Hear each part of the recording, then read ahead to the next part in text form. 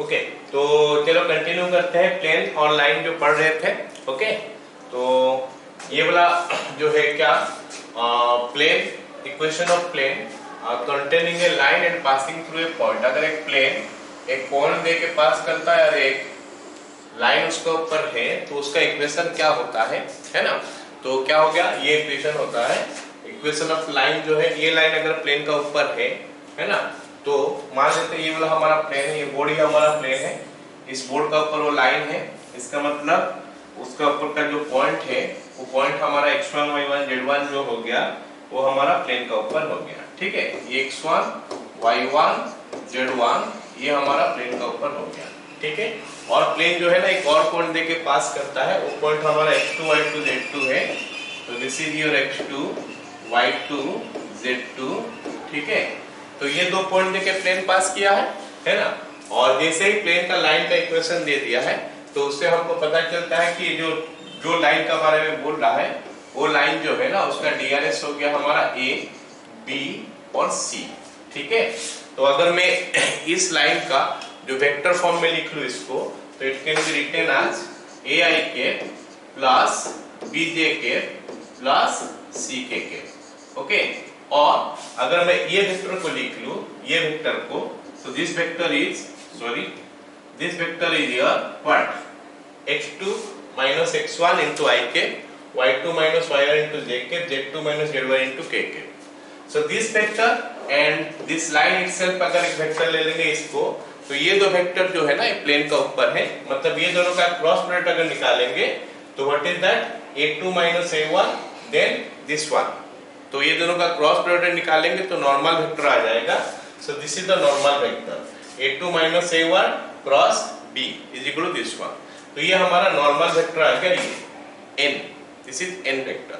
ठीक है, तो अगर ये पॉइंट देके पास किया है तो r माइनस, इसको हम वेक्टर का फॉर्म में लिखते हैं, तो ये पॉइंट का पोजीशन वेक्टर को a बोलता हूं मैं, और इस पॉइंट का पोजीशन वेक्टर को हम क्या बोलते हैं, नहीं a1 बोलता हूं, और इसको हम लोग क्या बोलते हैं, a2 बोलते हैं।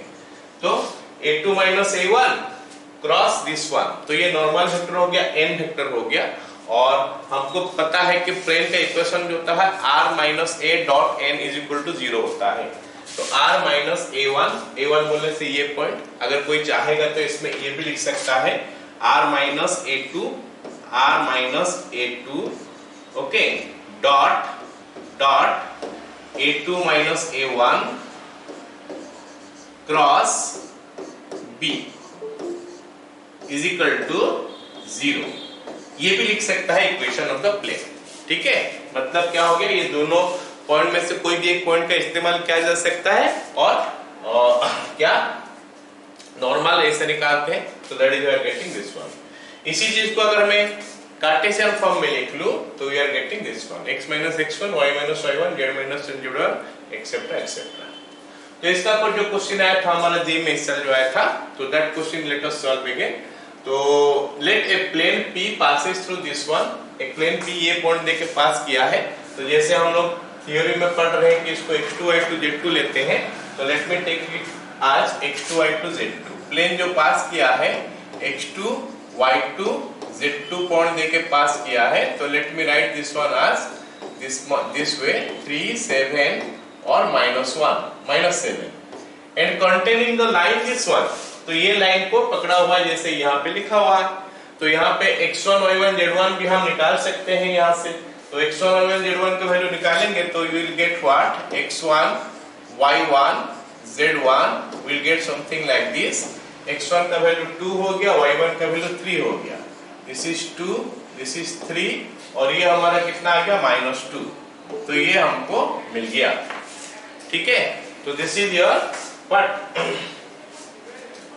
x1 y1 z1 x2 y2 z2 मिल गया। अब हमको a b c भी चाहिए। a b c क्या होता है, लाइन का इक्वेशन से मिलता है। लाइन का इक्वेशन से अगर हम देखेंगे तो a b c का वैल्यू हमको क्या मिला, a b c जो है ना वो हमको क्या मिल गया, -3 2 और क्या है वो 1। ऑलराइट, तो अब हम लिखते हैं कि इक्वेशन ऑफ द प्लेन क्या है।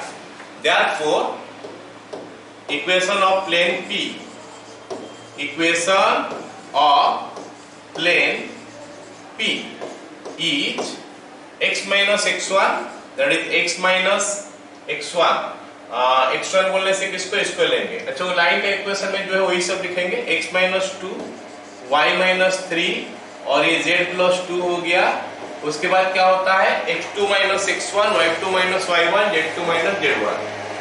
x2 minus x1 हो गया हमारा -1 y2 minus y1 sorry x2 minus x1 3 minus 2 हो गया 1 y2 minus y1 हो गया हमारा 4 और z2 minus z1 हो गया हमारा -5। Then we have got ABC A is -3 B is 2 और C is 1 so is equal to 0। ये हमारा क्या हो गया प्लेन का इक्वेशन। तो इसको हम लोग जनरल फॉर्म में लिखते हैं। फिर हमको सवाल में आगे बोला है क्या ओरिजिन से इसके ऊपर परपेंडिकुलर डिस्टेंस d है तो d² का वैल्यू निकालो। तो लेट अस फाइंड आउट इसका इक्वेशन इम्प्लाइज ये हो जाएगा हमारा कितना this is 4 plus 10 14 into x minus 2 आ गया। उसके बाद माइनस क्या हो जाता है this into this is 1 minus 14 1 minus 14 बोलने से कितना हो जाएगा 1 minus 15 that is minus 14।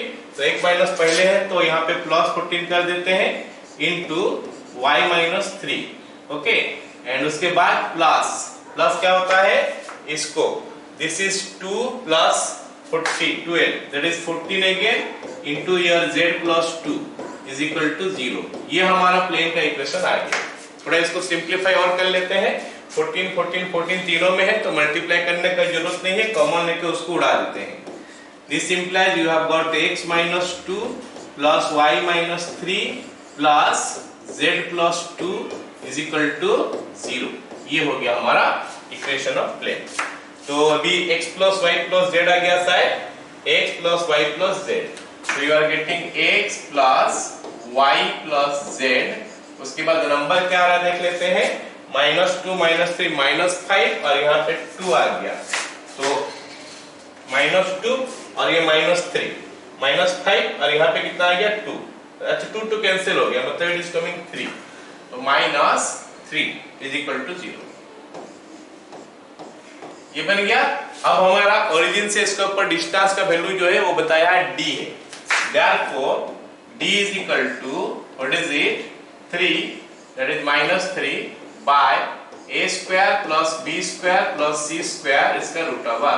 तो let me take its mod.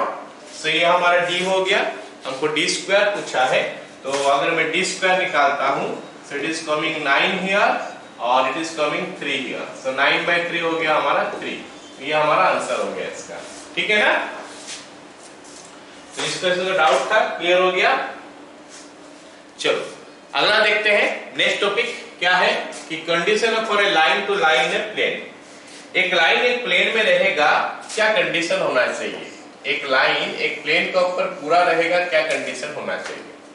जैसे मान लेते हैं ये बोर्ड जो है हमारा प्लेन है और ये बोर्ड का इक्वेशन जो है ना ये इक्वेशन है ax plus by plus cz plus d is equal to 0। यहाँ पे कैपिटल है कैपिटल भी कैपिटल C है ये और कैपिटल D भी है क्योंकि हम दो ठो ए यूज करेंगे एक ठो छोटा है एक ठो कैपिटल ए यूज करेंगे क्योंकि एक ठो ये तो लाइन के इक्वेशन में यूज हो गया है तो दूसरा वाला ये सेम लिखेंगे तो कंफ्यूज हो जाएंगे इसलिए हम लोग capital A capital B capital C लिख रहे हैं किसके लिए प्लेन के इक्वेशन के लिए ठीक है।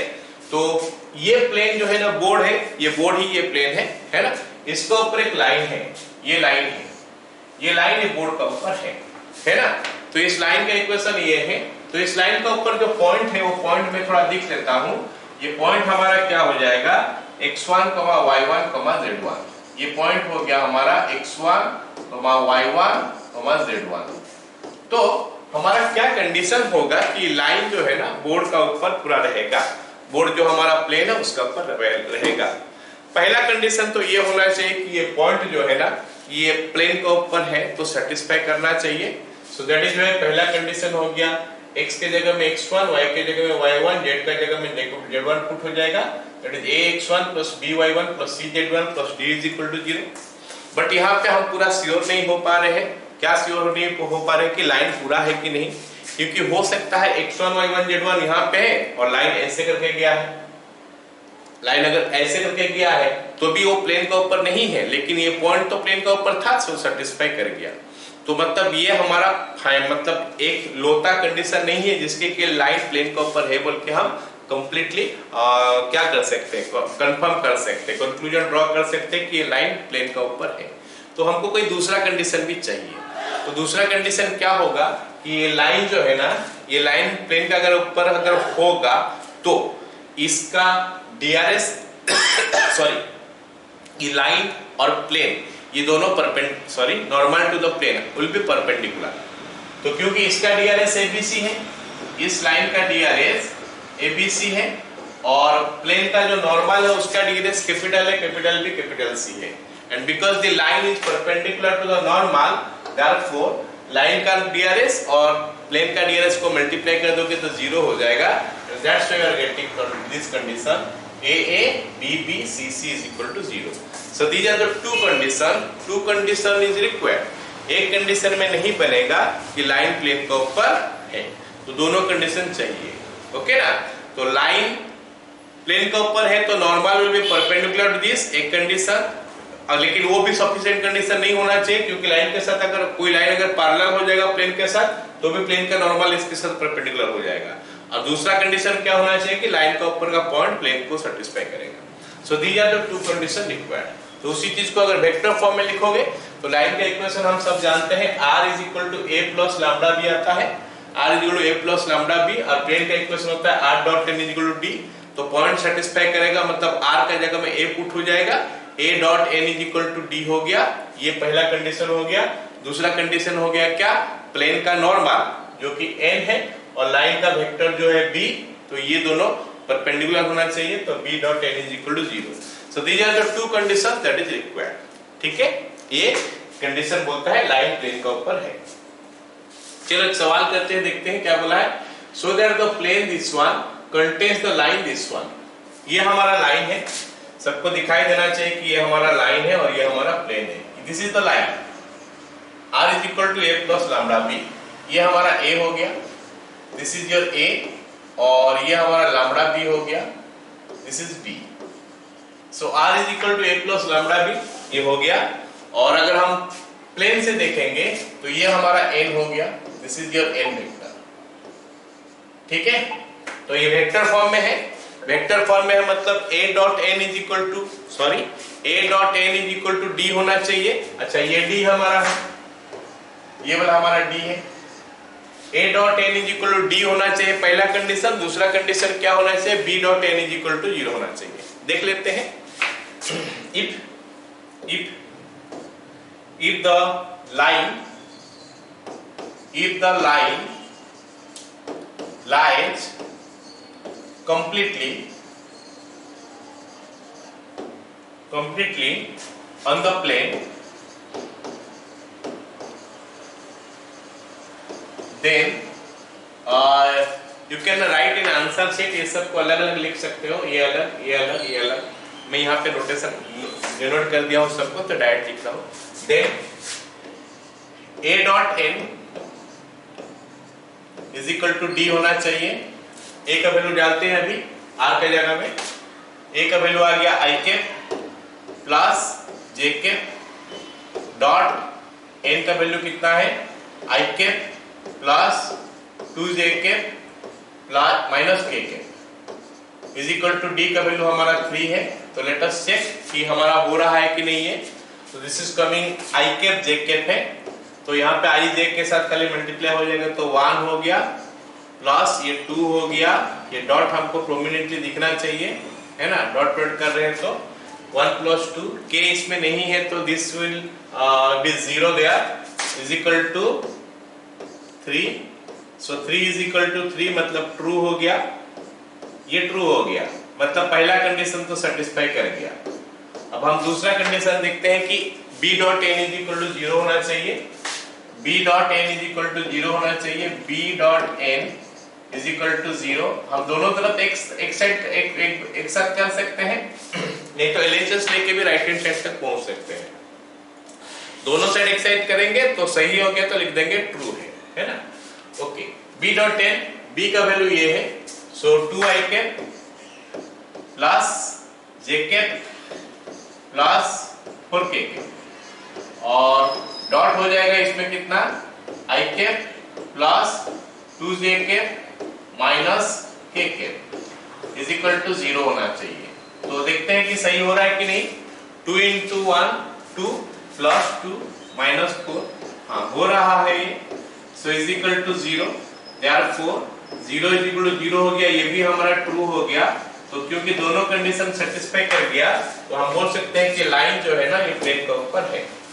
सो ये पहला कंडीशन था वेक्टर फॉर्म में, ये हमारा दूसरा कंडीशन था वेक्टर फॉर्म में। ये दोनों कंडीशन सेटिस्फाई कर गया तो हम बोल सकते हैं कि line line on the plane. So the line lies on the plane. So same चीज हम कार्टेशियन फॉर्म में भी कर सकते हैं। आई होप सारे को समझ में आ गया सवाल। 3D में बेसिकली ना फॉर्मूला याद रखो, बहुत सारे फॉर्मूला है इसमें, बात फॉर्मूला याद रखो। फॉर्मूला याद रखने से ना कर सकते हो क्वेश्चन, ठीक है। लेकिन फॉर्मूला हमारा बहुत सारे, तो बेस्ट होगा क्या जितने सारे केसेस पढ़ रहे हो, जितना सारे टॉपिक पढ़ रहे हो, सारे टॉपिक एक जगह में इकट्ठे करके लिख लो कि ये पढ़े, प्लेन में ये चीज पढ़े हैं, लाइन में ये चीज पढ़े हैं। तो ये दो चीज चाहिए, प्लेन और लाइन तो है ना। बाकी जो पहला वाला है वो तो क्लास 11 में भी था, DRS DCS जो क्लास 11 में भी था, हम लोग पढ़े थे। ओके, नेक्स्ट सवाल देखो। If the line this lies completely on the plane this then find the value of n। तो बोला है कि ये लाइन ये प्लेन के ऊपर है तो इसमें n का वैल्यू निकाल के बताओ। चलो देख लेते हैं कि लाइन क्या है। ये है, ये लाइन है तो मतलब ये होना चाहिए a प्लस ये लैम्डा टाइम्स ऑफ b, ये हो गया, और प्लेन हो गया r डॉट n, ये n होना चाहिए, और ये हमारा d होना चाहिए, ये हमारा d होना चाहिए। तो ऐसे तो बोल दिया है कि क्या ये इसके ऊपर है, मतलब r dot n is equal to a dot n is equal to d होना चाहिए। a डॉट n, a ये हो गया, n ये हो गया, dot n is equal to d होना चाहिए। चेक कर लेते हो रहा है कि नहीं, लेकिन बोला है तो होना ही चाहिए। तो दूसरा कंडीशन से हमको निकलेगा क्योंकि b dot n is equal to 0 हमको करना पड़ेगा। फिर भी हम पहला कंडीशन ही चेक कर लेते हैं। सबसे पहले हम एक काम करते हैं, जो पहला कंडीशन हमको बोला है उसी को ही चेक कर लेते हैं कि a dot n is equal to d हो रहा है कि नहीं। ये हमारा पहला कंडीशन है। दूसरा कंडीशन क्या होता है, b dot n is equal to 0। ये दो कंडीशन सेटिस्फाई होना चाहिए ताकि लाइन जो है ना प्लेन के ऊपर पूरा का पूरा रहे।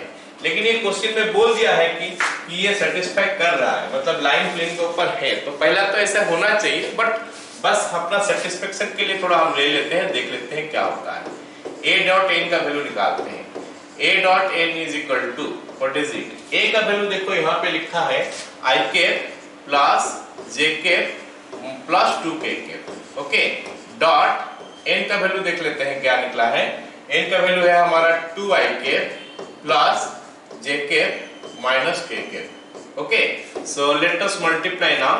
2 ये हो गया 2 प्लस 1 माइनस 2, तो दैट इज इक्वल टू 1। ये हमारा 1 हो गया। इसका मतलब पहला कंडीशन तो सेटिस्फाई कर रहा है, इज इक्वल टू RHS, तो पहला कंडीशन तो सेटिस्फाई कर गया। ओके, अब दूसरा कंडीशन देखते हैं कि यहाँ पे दिया है दिस वन शुड बी 0।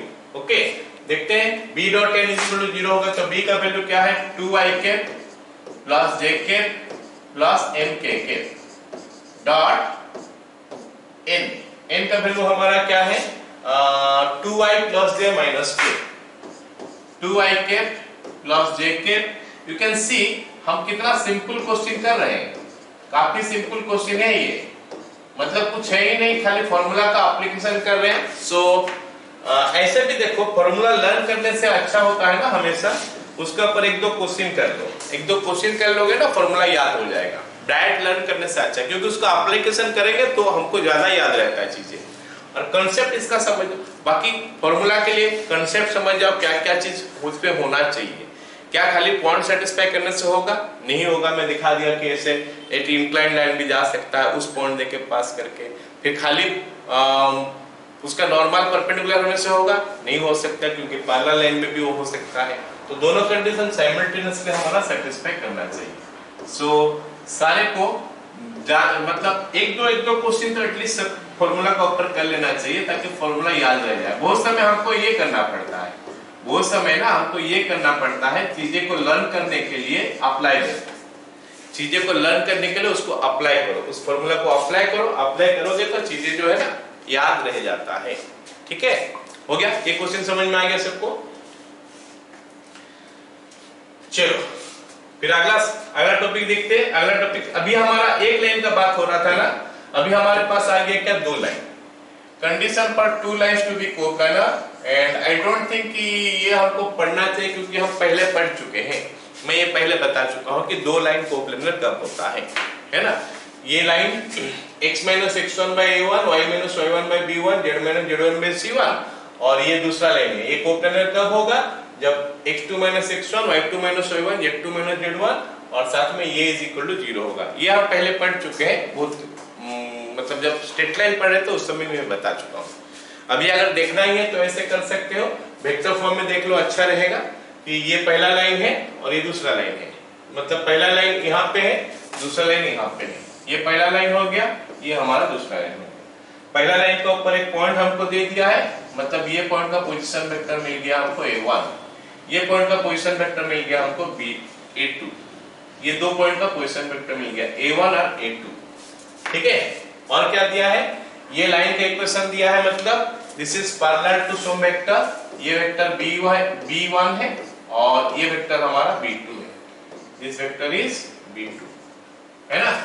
तो हम b1 और b2 को यूज करके इसका नॉर्मल का इक्वेशन निकाल सकते हैं, सॉरी नॉर्मल वेक्टर जो है निकाल सकते हैं।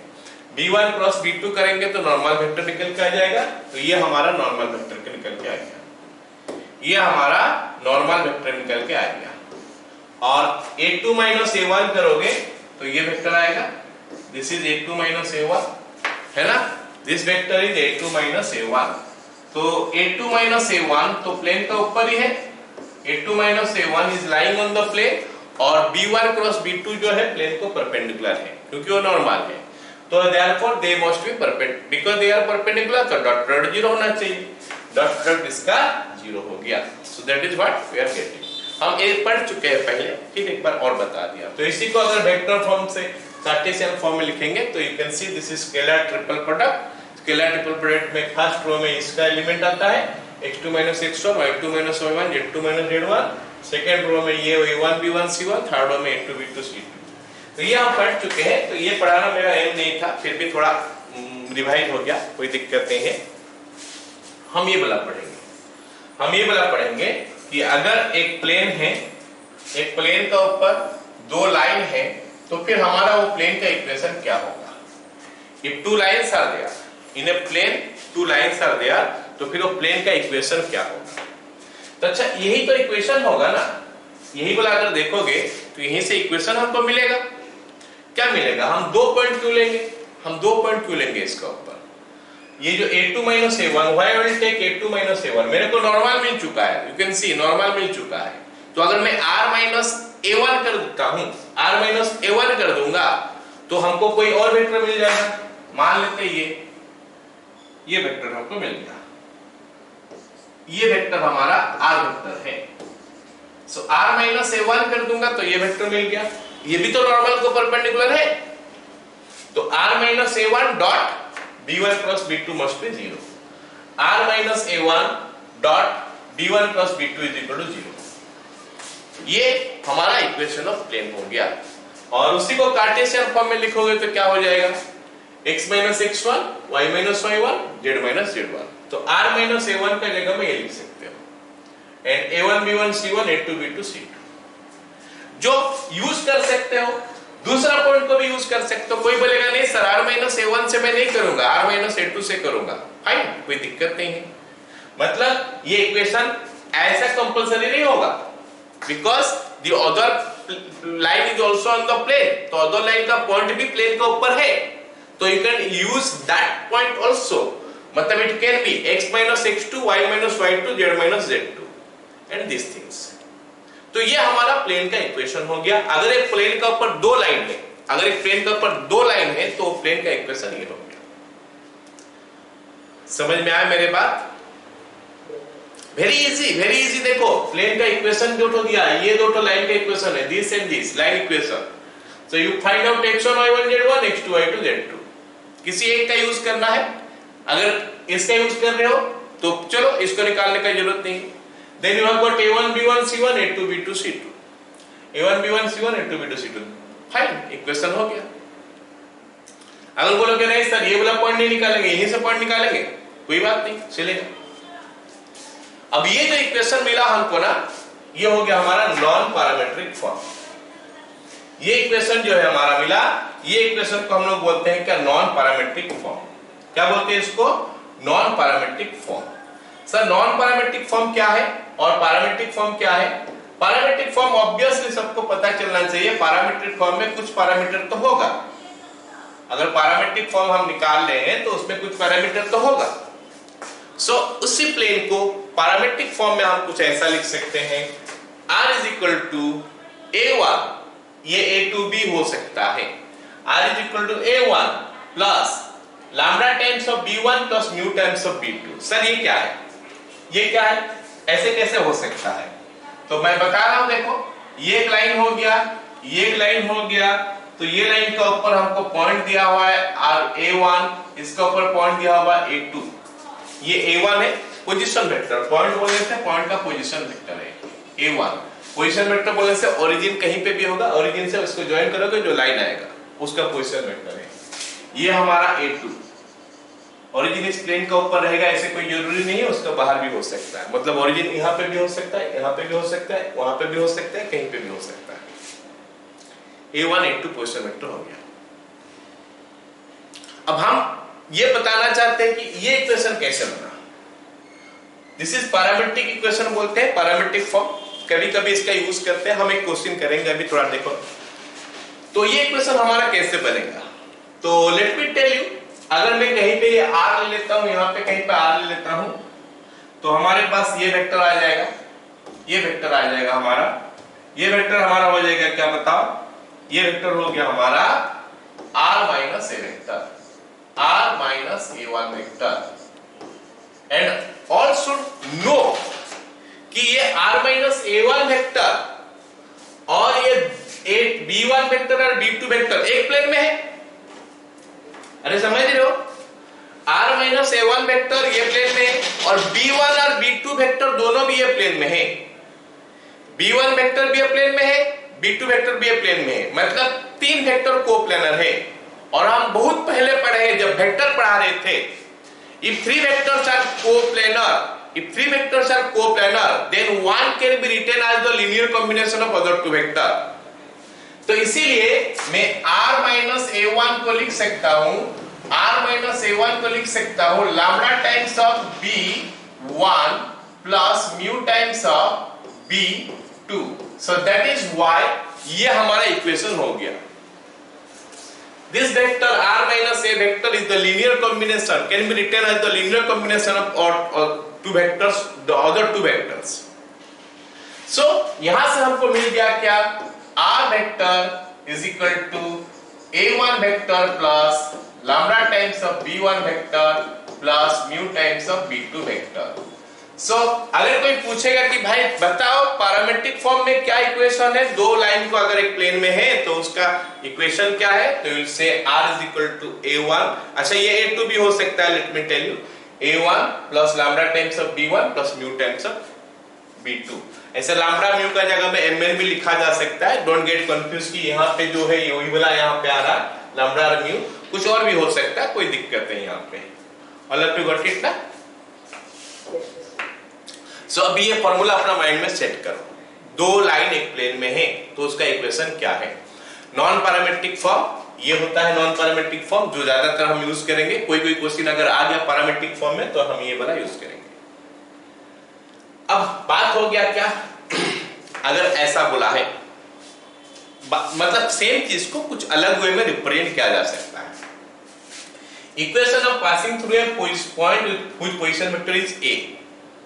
अभी लाइन दो ठो दे दिया था ना, अभी लाइन दो ठो दिया नहीं, बस एक पॉइंट दिया है प्लेन के ऊपर। और क्या बोला है, parallel to the vector b and c, मतलब इस प्लेन का ऊपर हो या ना हो कोई दिक्कत नहीं, ये प्लेन के ऊपर होने से भी चलेगा, नहीं होने से भी चलेगा। है तो भी पैरेलल है, नहीं है तो भी पैरेलल हो सकता है। अगर ये प्लेन को पैरेलल है, ये वेक्टर और ये वेक्टर, अगर ये प्लेन को पैरेलल है ये वेक्टर और ये वेक्टर, तो उसका जो नॉर्मल है ना, ये दोनों का नॉर्मल मतलब बी और सी जो हो गया वेक्टर, उनका जो नॉर्मल, उनको लेके जो नॉर्मल बना सकते हो that is b cross c करके निकाल लोगे, ठीक है। That is also a normal to the plane हो जाएगा। एंड उससे हमको ये कंक्लूजन ड्रॉ करना पड़ेगा कि ये जो बी और सी वेक्टर जो है इसका ऊपर है। तो इसीलिए हम क्या कर सकते हैं, उस वेक्टर का इक्वेशन को फिर ऐसा लिख सकते हैं, मतलब वो प्लेन का इक्वेशन जो है ना, r is equal to a plus lambda times of b plus mu times of c, that's all. मतलब एक पॉइंट देगा, अभी वो दो लाइन दिया था, अभी यहाँ पे एक पॉइंट दिया है और दो वेक्टर पैरेलल है इसके साथ, तो उसका इक्वेशन ये होता है। ओके, चलो स्टार्ट करते हैं क्वेश्चन। काफी आसान है, फिर से फॉर्मूला याद रखोगे, क्वेश्चन फटाफट बनते जाएगा। Find equation of the plane containing the lines this and this.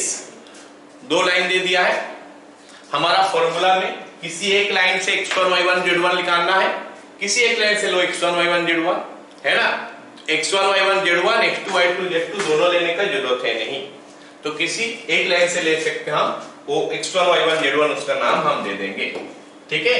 तो हमको दिया है क्या, x1 y1 z1 is equal to क्या दिया है, फर्स्ट लाइन से निकाल सकते हैं हम, x1 का वैल्यू देख सकते हो सब कोई, x माइनस x1 होता है तो ये 1 हो गया, y माइनस y1 होता है लेकिन यहाँ पे प्लस है, तो इसको अगर y माइनस करके लिखोगे तो it will B y minus of -1, इसका मतलब y1 का वैल्यू हमारा -1 हो गया और z1 का वैल्यू -10 हो गया। मतलब अगर इक्वेशन में प्लस लिखा हुआ है तो you will take it minus, point को माइनस लेना है, ठीक है। So what you are getting, हमारा जो क्या हो गया, पॉइंट हो गया, क्या पॉइंट हो गया हमारा 1, then you have got -1, then you have got -10। अगर ये पॉइंट अच्छा नहीं लग रहा है तो you can take the other point also, इस पॉइंट को भी ले सकते हो, कोई दिक्कत नहीं है, इसको भी ले सकते हो। Then you have got a1 b1 c1, a1 b1 c1। अच्छा, हमेशा केयरफुल रहना कि ये सिमेट्रिक फॉर्म में एग्जैक्टली है कि नहीं, ये जो है ना इक्वेशन सिमेट्रिक फॉर्म में है कि नहीं, always you have to be careful about that. कभी कभी यहाँ पे चेंज कर सकता है, जो हम पहले से पढ़ रखे हैं। यहाँ पे अगर हमारा x माइनस 1 के बजाय 1 माइनस x दे देगा तो इट विल बी मतलब गलत हो जाएगा, हम a b c लिखेंगे तो हमको x minus x1 y minus y1 z minus z1 का फॉर्म में चाहिए।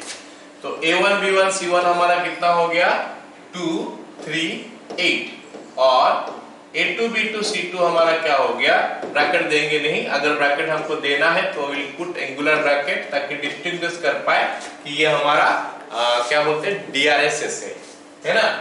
तो a2 b2 c2, a2 b2 c2 हमारा क्या हो गया 1, then you have got -4, then you have got 7, 1 4 7।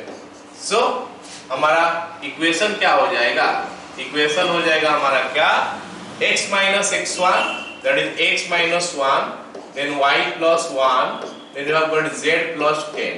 if you will take the other point also na, it is not that you will get the different equation, same equation you will get, equation different नहीं आएगा, equation same ही आएगा। then you have got 2 3 8, then you have got 1 -4 7। मैं calculation काफी गलती कर रहा हूँ, calculation में बता देना अगर कहीं पे गलती हो रहा है तो, है ना।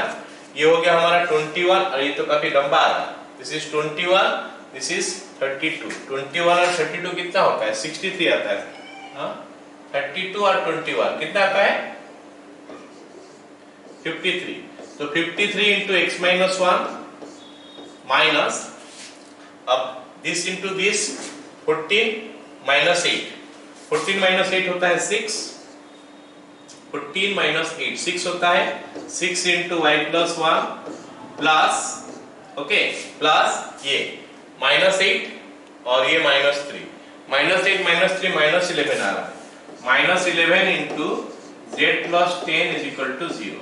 तो यही इक्वेशन है, जो भी आएगा मेक्स इट 53x, ये तो कैंसिल नहीं हो रहा है, -6y -11z, and then what you will get, let us see, ये -53 हो गया, ये -53 हो गया, ये -6 हो गया, -53 -6 -59, और ये हो रहा है कितना, -110।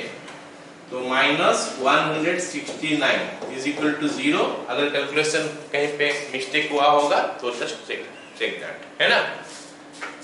Clear all of you? Next सवाल। सो दैट, अब ये वेक्टर फॉर्म में, वो कार्टेशियन फॉर्म में था, अब ये वेक्टर फॉर्म में, वेक्टर फॉर्म में, लेकिन क्या बोला है सवाल में, so that this line and this line, दो लाइन दिया है, आर कोप्लेनर, ये दो तो कोप्लेनर है, बल्कि प्रूव करने के लिए बोला है। चलो कर ही लेते हैं एक बार और, पहले तो कर चुके हैं इसको, लेकिन एक बार और कर लेते हैं यहाँ पे। This is A1 plus lambda times of this is B1, then this one is your A2, this one is A2, and this is your lambda times of this one is your B2। Okay, तो हमको निकालना क्या है, A1 A2 minus A1, coplanar के लिए निकालना है A2 minus A1 dot B1 plus B2, जो कि स्केलर ट्रिपल प्रोडक्ट का फॉर्मूला है, तो डाल देंगे उसको। तो A2 माइनस A1 निकाल लेते हैं, A2 minus A1, I am writing complete, पूरा लिख रहा हूं, है ना, ये सिंबॉलिकली लिख लिया, बाकी अभी वैल्यू डाल देता हूं। 4i के माइनस k के माइनस i के प्लस j के माइनस k के माइनस k के, हो गया, इज इक्वल टू कितना आ जाएगा बताओ, ये हो गया हमारा 4 माइनस 1 3i के माइनस j के, और उसके बाद k में क्या आ रहा है, k तो कैंसिल हो जा रहा है साइड, 3i के माइनस j के, we are getting this one. Then we have got B1 and B2, therefore now लिख सकते हैं, now A2 minus A1 dot B1 cross B2 is equal to कितना होगा देख लेते हैं, A2 minus A1 dot B1 cross B2, देख लेते हैं कितना होगा, इज इक्वल टू कितना होगा, 3 0 और 3 1 0, 3 माइनस 1 0, ये A2 माइनस A1 हो गया। फिर देखते हैं कि B1 का वैल्यू कितना है, यहां से B1 निकालेंगे, 3 माइनस 1 0, अच्छा ये तो ऐसे ही पता चल गया, फिर 3 माइनस 1 0, और ये हमारा क्या हो गया 203, तो ये डिटरमिनेंट हमारा ऐसे ही 0 हो गया है, क्योंकि R1 is equal to R2 हो गया, R1 is equal to R2, so the lines are coplanar, so the lines are coplanar. लेकिन सवाल जो है ना, हमको ये निकालने के लिए तो दिया है, साथ में बोला है कि इक्वेशन भी निकालो। अच्छा, इक्वेशन निकालने में बहुत दिक्कत नहीं होना चाहिए। इक्वेशन निकालने में क्या करना पड़ेगा हमको, खाली यहाँ पे A2 माइनस A1 का बजाय R माइनस A1 करेंगे, ये A2 माइनस A1 कर रहे हैं, अभी R माइनस A1 करेंगे, और R के जगह में क्या लिखेंगे बताओ, उसका जगह में लिखेंगे क्या लिखेंगे, xi के प्लस yj के प्लस zk के।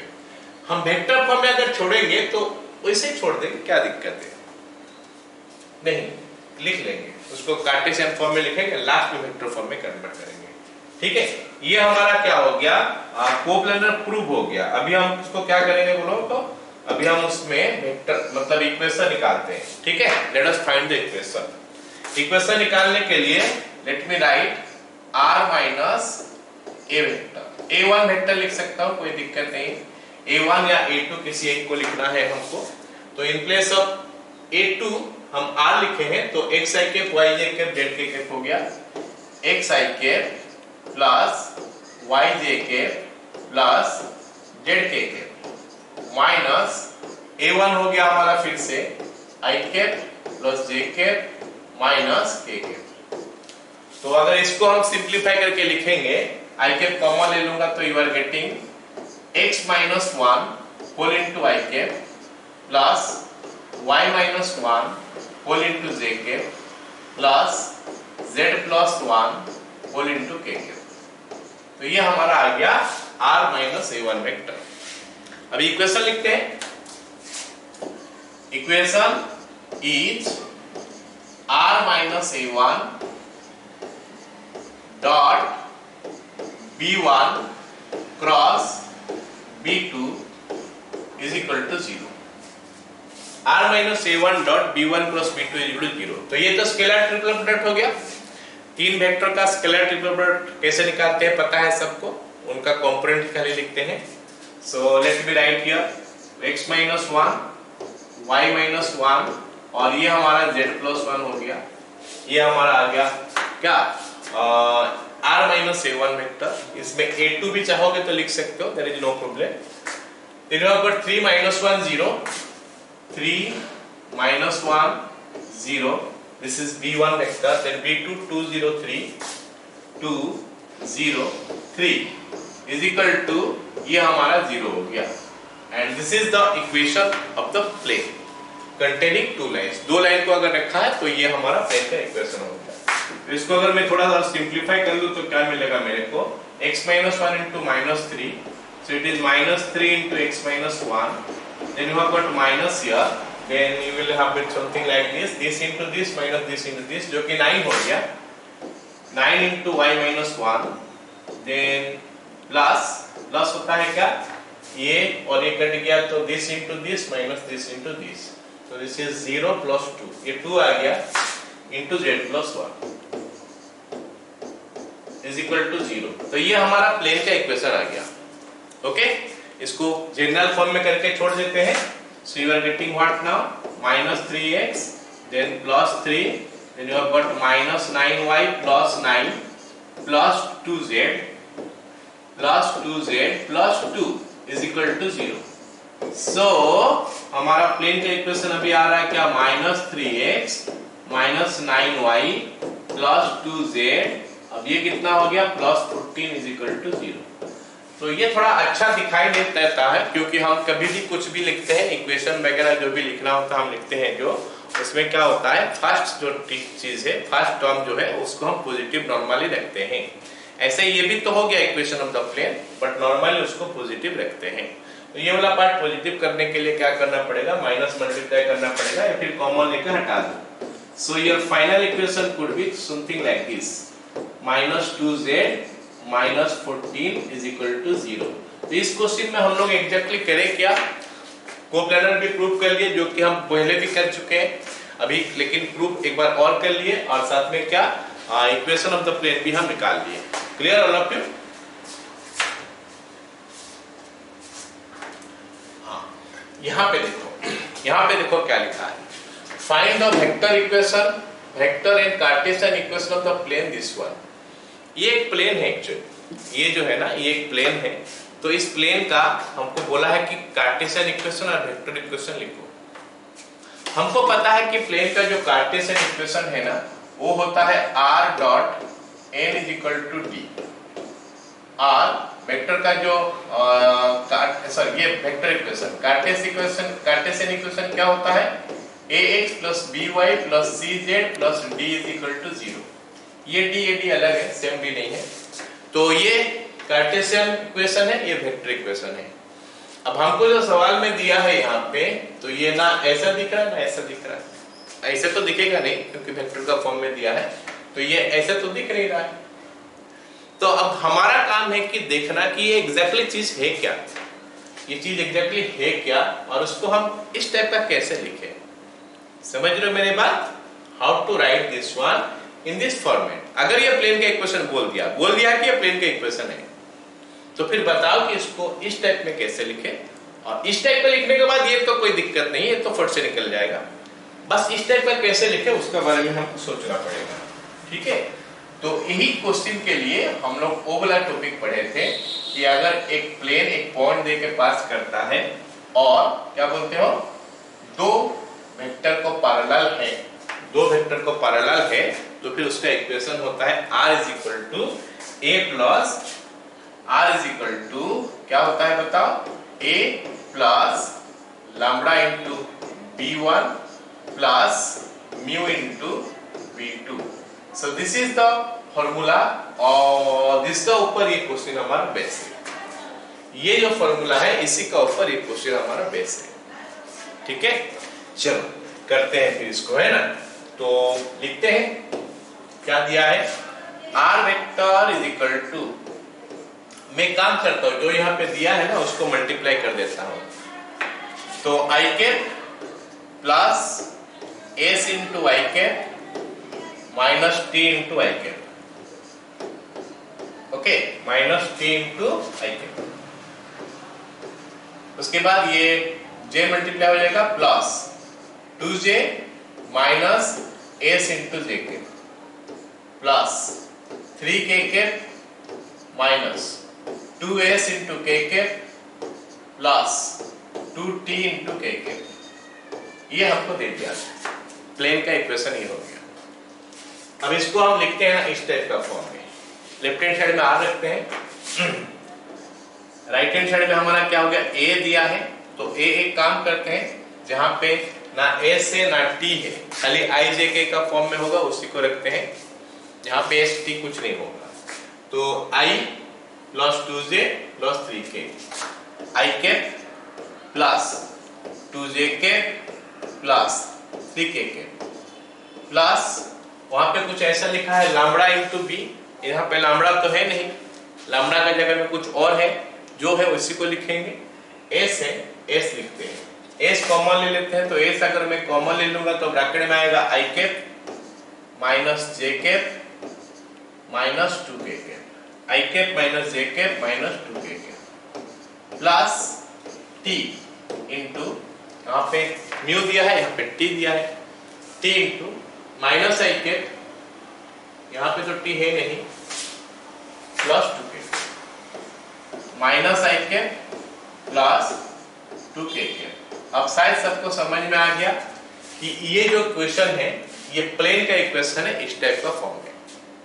तो अगर मैं उसके साथ कंपेयर कर लूं तो ये वाला जगह जो है ना मेरा a हो गया, ये वाला जगह हमारा b1 हो गया, और ये वाला जगह हमारा b2 हो गया, ये हमारा b2 हो गया।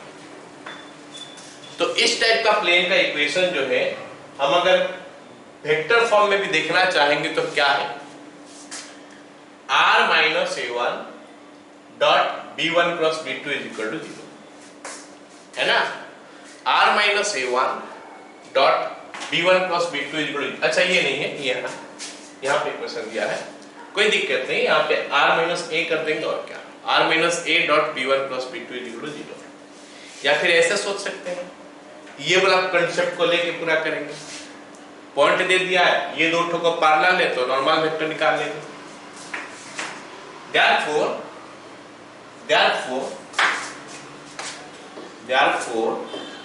the plane is parallel to b1 and b2, hence normal to the plane is perpendicular to these two, perpendicular, चलो यहां पे लिखते हैं, is perpendicular to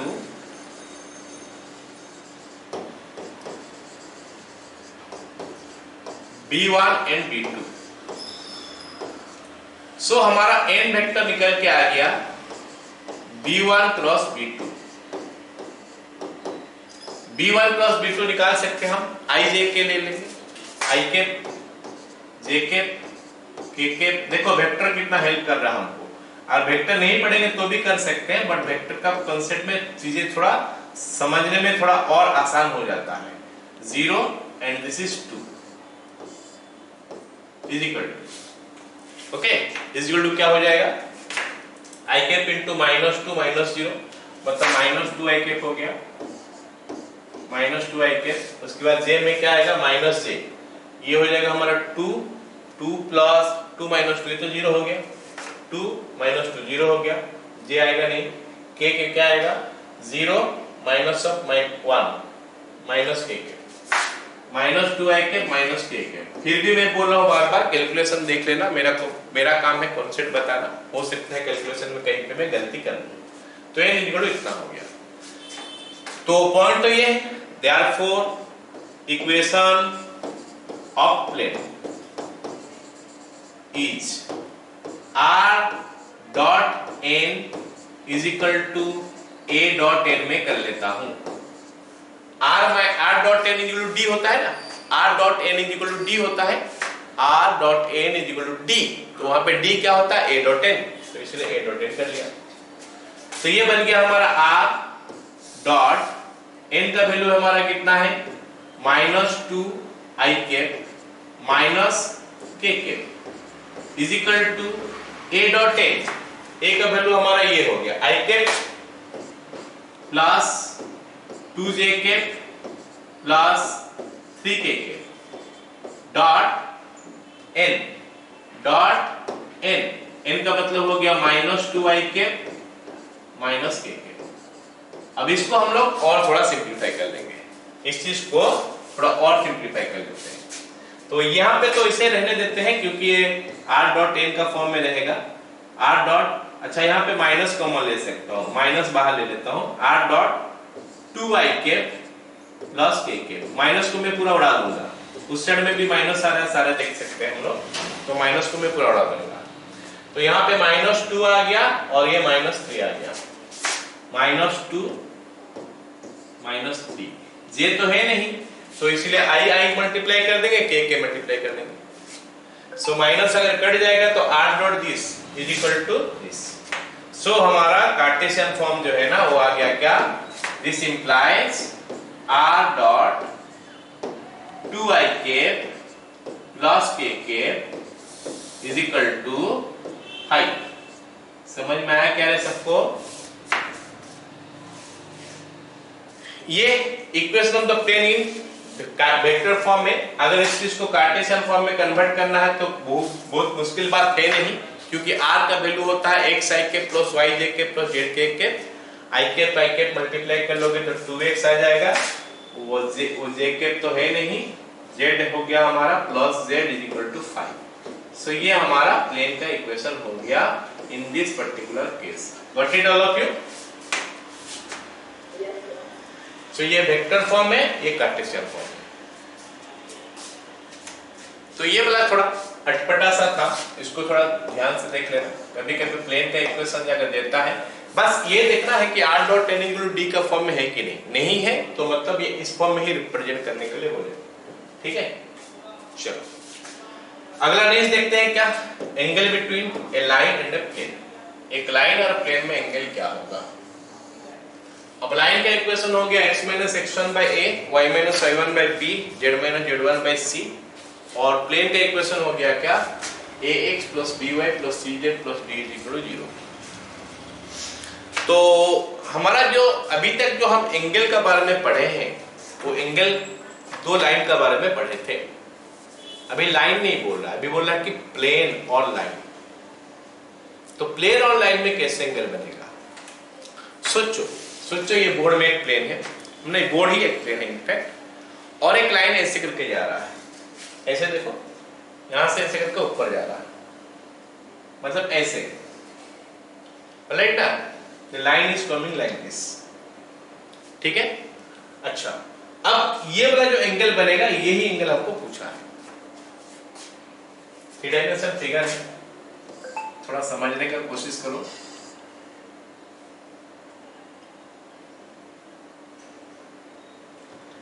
मान लेते हैं ये हमारा प्लेन है, ठीक है, और ये हमारा लाइन है, ये हमारा लाइन है, ये प्लेन है।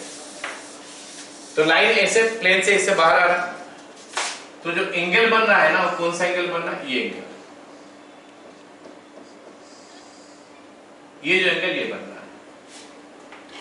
तो ये एंगल हमको निकालने के लिए बोला, लेकिन वो कैसे निकालेंगे,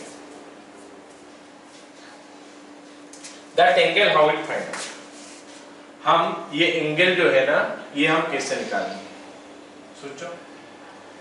अब अगर मैं थोड़ा इमेजिन करने के लिए बोलूं, देख लो थोड़ा इमेजिन कर लो। इमेजिन करने के लिए अगर मैं बोलता हूं कुछ ऐसा, ये बोर्ड से ऐसे लाइन किया है, देख लो ऐसे लाइन किया है इंक्लाइन होके। अब यही वाला एंगल मेरे को पूछ रहा है, यहां पे मैं एक लाइन खींच लेता हूं, ये लाइन गया ऐसे, तो ये वाला एंगल मेरे को पूछ रहा है, तो मैं ये एंगल तो निकालने के लिए कोई सीखा हुआ नहीं, चीजें सीखा ही नहीं मैं, लेकिन ये लाइन को फील कर रहा हूं कि ऐसे एक लाइन है और मैं फील कर रहा हूं कि यहां से एक नॉर्मल खींच लूंगा तो ऐसे पहुंच जाएगा। समझ लो सब कोई? इस जगह से अगर मैं एक नॉर्मल खींच लूंगा तो वो लाइन को कहीं ना कहीं इंटरसेक्ट कर लेगा। अगर इस जगह में मैं एक नॉर्मल खींच लूंगा ऐसे करके तो लाइन को इंटरसेक्ट कर लेगा, तो यहाँ पे एक एंगल बन जाएगा। ये एंगल हम निकाल सकते हैं क्योंकि ये नॉर्मल का डीआरएस मेरे को पता है, ये जो नॉर्मल है ये नॉर्मल का डीआरएस मेरे को पता है और ये लाइन का डीआरएस पता है। तो ये एंगल मैं मान लूंगा थीटा है, सपोज ये एंगल थीटा है। अरे या फिर ऐसा सोचो ये एंगल थीटा है, ये तो 90 डिग्री है, तो ये हमारा कितना हो जाएगा 90 minus theta. Are you getting my point? मतलब ये हमारा लाइन हो जाएगा,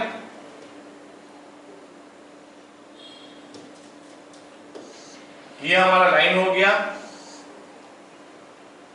ये नॉर्मल, ठीक है। यू सी ये जो लाइन एक्चुअली ऊपर में था तो इसको मैं एक फोटो उठा के इसे चिपका दिया हूं। सोचो ये हमारा प्लेन का ऊपर लाइन खींचा था, ये जो लाइन तो देख रहे हो ऐसे करके ये ऐसे आ रहा था और नॉर्मल ऐसे आ रहा था, तो ये नॉर्मल है और ये लाइन है, दिस इज नॉर्मल, ये नॉर्मल है और ये हमारा लाइन है। तो नॉर्मल और लाइन में एंगल जो है ना वो हम निकाल सकते हैं क्योंकि नॉर्मल का डायरेक्शन इससे हमको पता है ए बी और सी, और लाइन का भी डायरेक्शन इससे पता है ए बी सी। लेकिन मेरे को वो एंगल तो चाहिए नहीं, ये एंगल तो मेरे को चाहिए नहीं। So what I want actually, I want this angle, मेरे को ये एंगल चाहिए। So this angle is theta suppose, जो मेरे को चाहिए, जो प्लेन के ऊपर है। तो अगर ये थीटा है तो ये 90 माइनस थीटा हो जाएगा क्योंकि ये तो 90 डिग्री है। तो नॉर्मल और लाइन का भीतर में एंगल जो हो जाएगा ना वो 90 माइनस थीटा होगा। तो अगर मैं एंगल निकालूं तो हमारे पास एंगल किस फॉर्मूला से आएगा, cos theta. So cos 90 minus theta is equal to small a capital A plus small b capital B plus small c capital C by root under a square plus b square plus c square, एक बार छोटा और एक बार बड़ा, capital A square plus b square plus c square. लेकिन ये आपको समझ में आ रहा है कि cos 90 माइनस थीटा तो मैं जानता हूं कि sin थीटा होता है, और थीटा क्या है, ये एंगल है। मतलब सेम चीज में अगर हमारा थीटा का वैल्यू जो निकलेगा वही है क्या, angle between line and plane. तो जो फॉर्मूला हम पढ़े थे वही फॉर्मूला में हम लोग खाली थीटा लगा देंगे, सॉरी साइन थीटा लगा देंगे तो हमको मिल जाएगा angle between line and plane. Line and plane में मेथड में एंगल अगर निकलना है तो साइन थीटा लगाना, ना कि कॉस थीटा लगाना। तो वेक्टर फॉर्म में लिखोगे फिर से sine theta is equal to b dot a by this one. तो ये बन गया हमारा angle between line and plane. क्या सभी को समझ में आ गया लाइन एंड प्लेन में एंगल? बस cos थीटा का बजाय sin थीटा लगा देना, ठीक है। चल फिर क्वेश्चन देखते हैं क्या बोला है। Find angle between the line this and plane this. इसमें ना खाली फॉर्मूला याद रखो और चीजें क्या है ना, लाइन का इक्वेशन और प्लेन का इक्वेशन ना अपना माइंड में पूरा सेट कर लो कि एग्जैक्टली है क्या, उसमें चीजें क्या चीज होता है। लाइन का equation r dot n equal to d होता है, सॉरी प्लेन का equation r dot n equal to d होता है, लाइन का equation r equal to a plus lambda b होता है। a का तो कोई काम नहीं है, वो पॉइंट के लिए खाली यूज होता है। b से ही हम सब निकालते हैं, एंगल वगैरह जो भी निकालते हैं वो सारे b से ही निकालते हैं, ठीक है ना। चलो फिर देखते हैं एंगल बिटवीन द लाइन, ये लाइन है तो r is equal to a plus lambda b, ये हमारा b है। ये वाला वेक्टर जो देख रहे हो this vector is b vector, lambda plus b, तो ये हमारा b वेक्टर हो गया। This vector is b vector. Line का इक्वेशन से हमको b वेक्टर मिलता है और प्लेन का इक्वेशन से हमको n वेक्टर मिलता है। r dot n is equal to d, तो ये हमारा प्लेन का इक्वेशन हो गया, मतलब ये हमारा n हो गया। हमको पूछा है कि एंगल निकालो, तो हम सीधा सीधा लिख लेंगे sine theta is equal to b dot n divided by mod of b और मॉड ऑफ n, खत्म। तो सारे सवाल में ये बी एन ये सब अलग से लिख सकते हो। मैं क्या होगा क्वेश्चन पे दिया है वहीं पे डिनोट कर दे रहा हूँ कि ये बी है ये एन है, बट जब आंसर में लिखोगे अगर सब्जेक्टिव होगा तो बी ये है एन ये है लिखना, फिर एंगल निकालना sin theta equal to this much. अब बी डॉट एन हम निकाल लेते हैं। बी डॉट एन, ये बी देखो ये एन है। डॉट प्रोडक्ट सबको पता है कि i के साथ i मल्टीप्लाई करते हैं, j के साथ j मल्टीप्लाई करते हैं, k के साथ k मल्टीप्लाई करते हैं।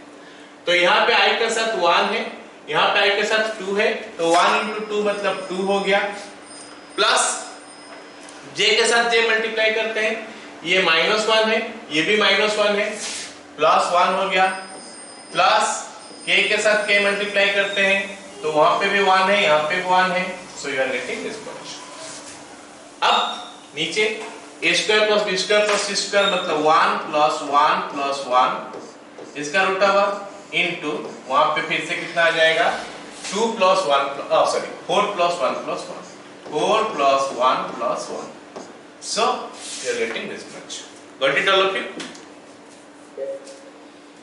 अब ये हो गया 2 प्लस 1 प्लस 1 3 4, ये 4 हो जाएगा, यहाँ पे 6 आ जाएगा, 3 आ जाएगा, 6 into 3 होता है कितना 18 का रूट ओवर मतलब 9 into 2 3 रूट 2, सो ऊपर में आ गया 4, नीचे में आ गया 3 root 2, so theta is equal to sine inverse.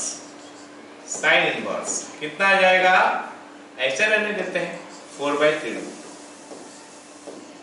ऐसे अच्छा वाला अगर इक्वेशन लिया जाएगा, इक्वेशन ऑफ प्लेन्स लाइंस जो है, तो हो सकता है कोई स्टैंडर्ड एंगल निकल के आ जाए, so we are not getting standard angle, but जो भी है वही है। ओके, नेक्स्ट सवाल देखते हैं कि if the line this is parallel to the plane this find m. एक लाइन एक प्लेन को पैरेलल है तो एम का वैल्यू निकालना। तो ये एक्चुअली कॉन्सेप्चुअल क्वेश्चन है, कॉन्सेप्ट इसमें लगाना है, फॉर्मूला नहीं लगाना है।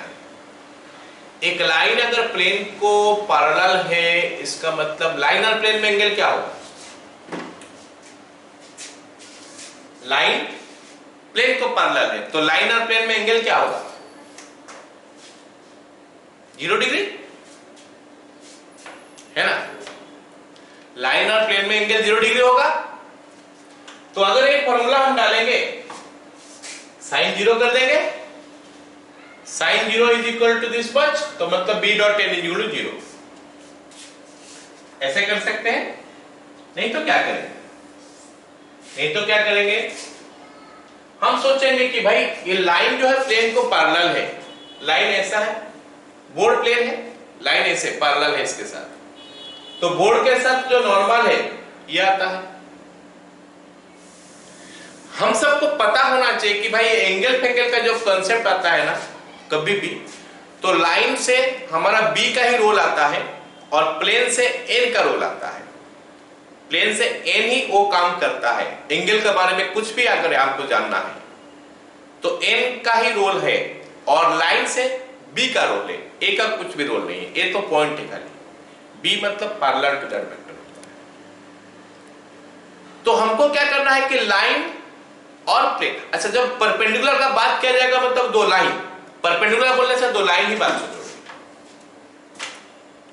दो लाइन का परपेंडिकुलर करता है। दो प्लेन परपेंडिकुलर का बात में भी हम दो लाइन ही लाए थे, याद करो, दो तो प्लेन परपेंडिकुलर है लेकिन वहां पे भी लाइन का इंक्लूजन था, लाइन को इंक्लूड किए थे हम, क्योंकि प्लेन का परपेंडिकुलर होना मतलब लाइन दो तो उनका नॉर्मल दो तो परपेंडिकुलर होना जैसा है।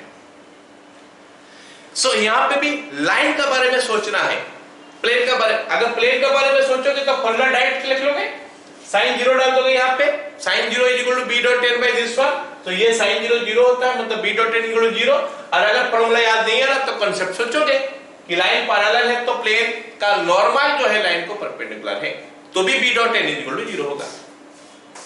आया समझ में? As the line is parallel to the plane, so normal to the plane is perpendicular to the line।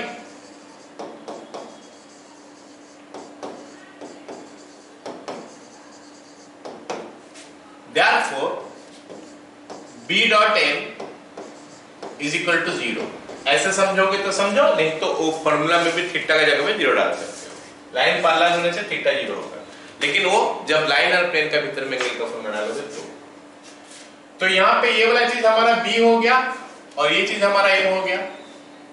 तो this is b and this one is n। So dot product करेंगे, लिख लेता हूं पूरा 2i cap plus j cap plus 2k cap dot 3i cap minus 2j cap plus mk cap is equal to 0। चलो अभी dot product करते हैं। ये हो गया 6 minus 2, 6 minus 2 plus 2m is equal to 0। So 2m का value हो गया हमारा -4, m का वैल्यू हो गया -2। क्लियर है आप?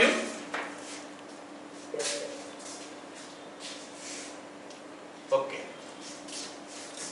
नेक्स्ट क्वेश्चन क्या बोला है? So that the line this is parallel to the plane this, also find the distance between them।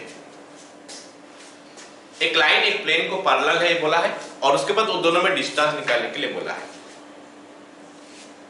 अब लाइन प्लेन को पैरेलल कब होगा? जब ये B और ये N का डॉट प्रोडक्ट 0 हो जाएगा, है ना?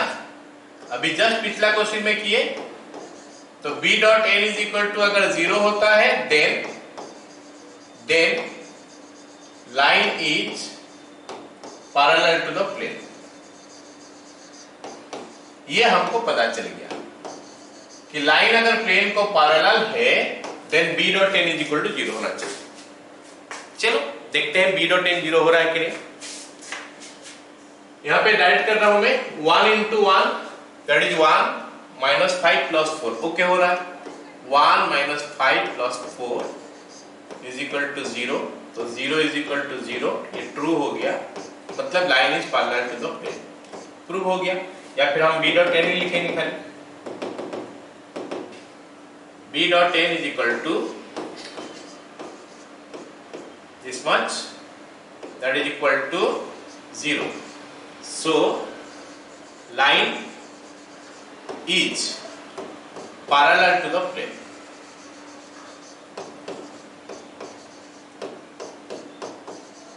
अब आगे का सवाल थोड़ा सोचना है हमको, कैसे करेंगे।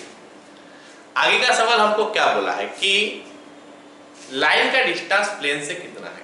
अच्छा सोचो ये फ्लोर हमारा प्लेन है, ये जो प्लेन हमको दिया है ना, ये प्लेन, ये हमारा फ्लोर है, मैं जो खड़ा हूं वो फ्लोर है, और यहां पे एक लाइन है, यहां पे ऐसे करके एक लाइन है, ठीक है।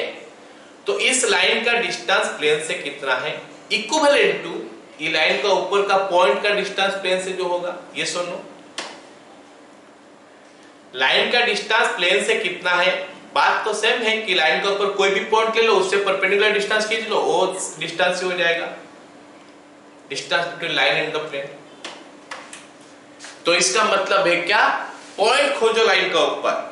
अब हमारा ए का रोल आ गया, लाइन का ऊपर का पॉइंट से प्लेन का डिस्टेंस जितना होगा that is distance between line and the plane.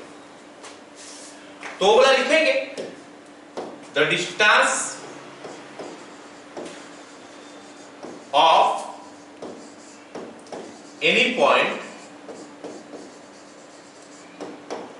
From the line to the plane is the distance between line and plane। so line और प्लेन में डिस्टेंस ये हो गया। अब पॉइंट क्या हो गया, ये पॉइंट को हम ए लेते हैं ना, पॉइंट को हम लोग ए लिखते हैं, therefore नहीं हियर लिखते हैं, here point on the line, point on the line A is equal to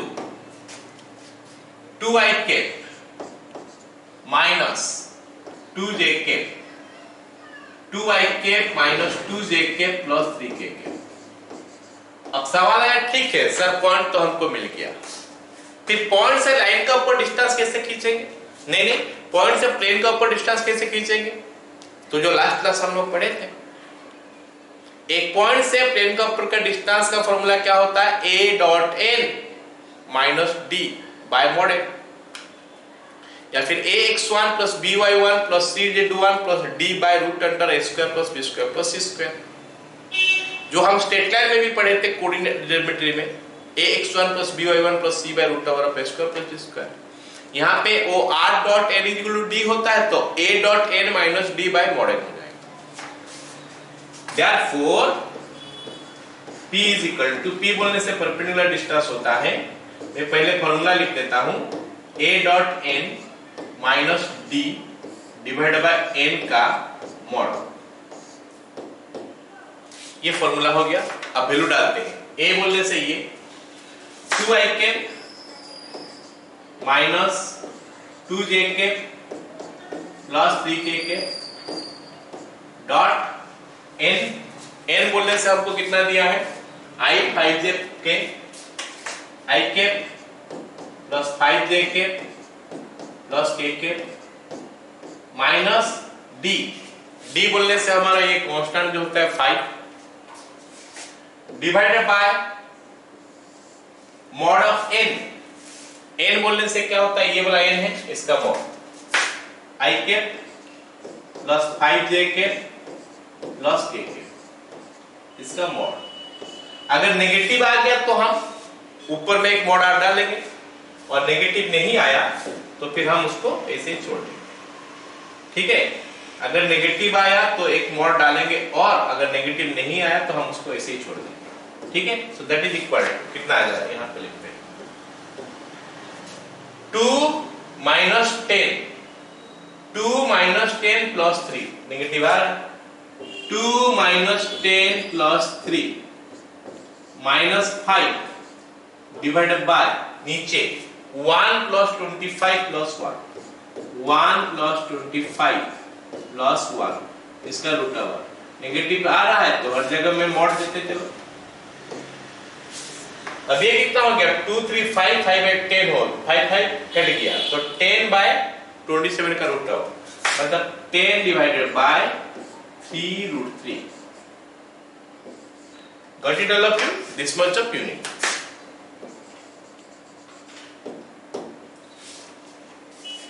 आया समझ में सबको? ये सुनो, ठीक है। देखो अगला सवाल, ओके अगला सवाल नहीं, next topic, unsymmetrical form of a line. देखो हम शुरू में जो पढ़े थे लाइन का बारे में, स्ट्रेट लाइन का बारे में, वो हमारा सिमेट्रिकल फॉर्म था।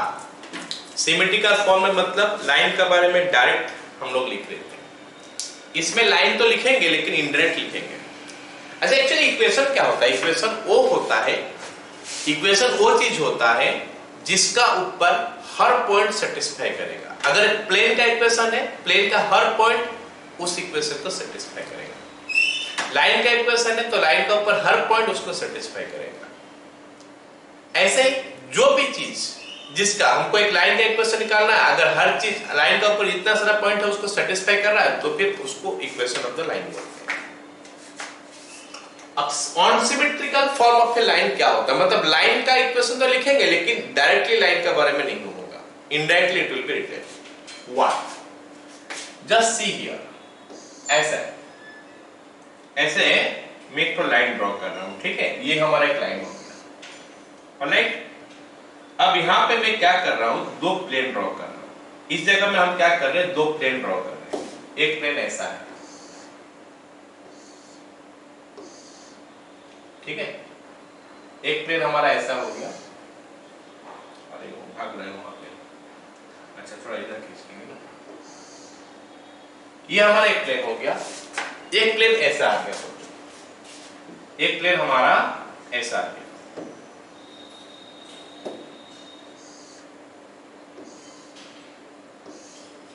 सोचो कि ये हमारा दूसरा प्लेन है। यू कैन सी कि ये प्लेन और ये प्लेन, दो प्लेन यहां पे इंटरसेक्ट कर रहे हैं ये रेड लाइन में। Red line is the line what I want, red line is the line what I want. अब ये प्लेन का इक्वेशन जो है ना, ये ग्रीन वाला प्लेन का इक्वेशन है a1x plus b1y plus c1z plus d1 is equal to 0। और वो जो ब्लू वाला प्लेन है उसका इक्वेशन है a2x plus b2y plus c2z plus d2 is equal to 0। ये हमारा ब्लू वाला प्लेन का इक्वेशन है। इसका मतलब है कि इस प्लेन का ऊपर जो सारे पॉइंट है इसको सेटिस्फाई करेगा, इसका ऊपर जो भी पॉइंट है वो सारे इसको सेटिस्फाई करेगा, और इसका ऊपर जो भी पॉइंट है इसको सेटिस्फाई करेगा। तो दोनों को कौन सेटिस्फाई करेगा? इसको और इसको, दोनों को कौन सेटिस्फाई करेगा? जो इसका ऊपर भी होगा, इसका ऊपर भी होगा। और इसका ऊपर कौन है? ये। इसका मतलब अगर मैं इसको साइमल्टेनियस लिख देता हूं, एक साथ लिख देता हूं दोनों को, a1x plus b1y plus c1z plus d1 is equal to 0 is equal to a2x plus b2y plus c2z plus d2। अगर मैं ऐसा लिख देता हूं, अगर मैं इस टाइप में लिख देता हूं, इसका मतलब मैं एक ऐसा इक्वेशन लिख रहा हूं, किसी ऐसा चीज का इक्वेशन लिख रहा हूं जो कि इसको भी सेटिस्फाई कर रहा है, इसको भी सेटिस्फाई कर रहा है। और वो ऑब्वियस बात है, ये है। कौन सा है? ये है। इसका मतलब मैं इसी का इक्वेशन लिख रहा था। जब मैं ये लिख रहा था, ये चीज इसका इक्वेशन है। क्योंकि डायरेक्टली लाइन के बारे में इंफॉर्मेशन नहीं है, तो इसको हम बोलते हैं ऑनसिमेट्रिक का फॉर्म। मतलब जब unsymmetric form of a equation of a line है, इसका मतलब वहां पे दो प्लेन का इक्वेशन एक साथ लिख लो, वो बन जाता है unsymmetric form of equation of line. अगर ऑनसिमेट्रिक फॉर्म है, इसमें से अगर मेरे को सिमेट्रिक कन्वर्ट करना है, ये तो ऑनसिमेट्रिक फॉर्म में मेरे को दिखाई दे रहा है। अगर मैं इसमें से चाहता हूं कि सिमेट्रिक फॉर्म में कन्वर्ट करूं, अगर मैं चाहता हूं कि इसको सिमेट्रिक फॉर्म में कन्वर्ट करूं, so I have to find two things. क्या? एक पॉइंट निकालना पड़ेगा ऑन दैट वन, उसका ऊपर मेरे को एक पॉइंट निकालना पड़ेगा। किसका ऊपर? इस लाइन के ऊपर एक पॉइंट निकालना पड़ेगा। पॉइंट में कैसे निकालूंगा मैं बता देता हूं अभी भी। इसमें मैं क्या करूंगा, z इज इक्वल टू 0 कर दूंगा। इस इक्वेशन में z इज इक्वल टू 0 कर दूंगा। अगर z का वैल्यू 0 कर दूंगा तो हमारे पास एक इक्वेशन आ जाएगा इतना, x और y में, एक इक्वेशन यहां से x और y में मिल जाएगा।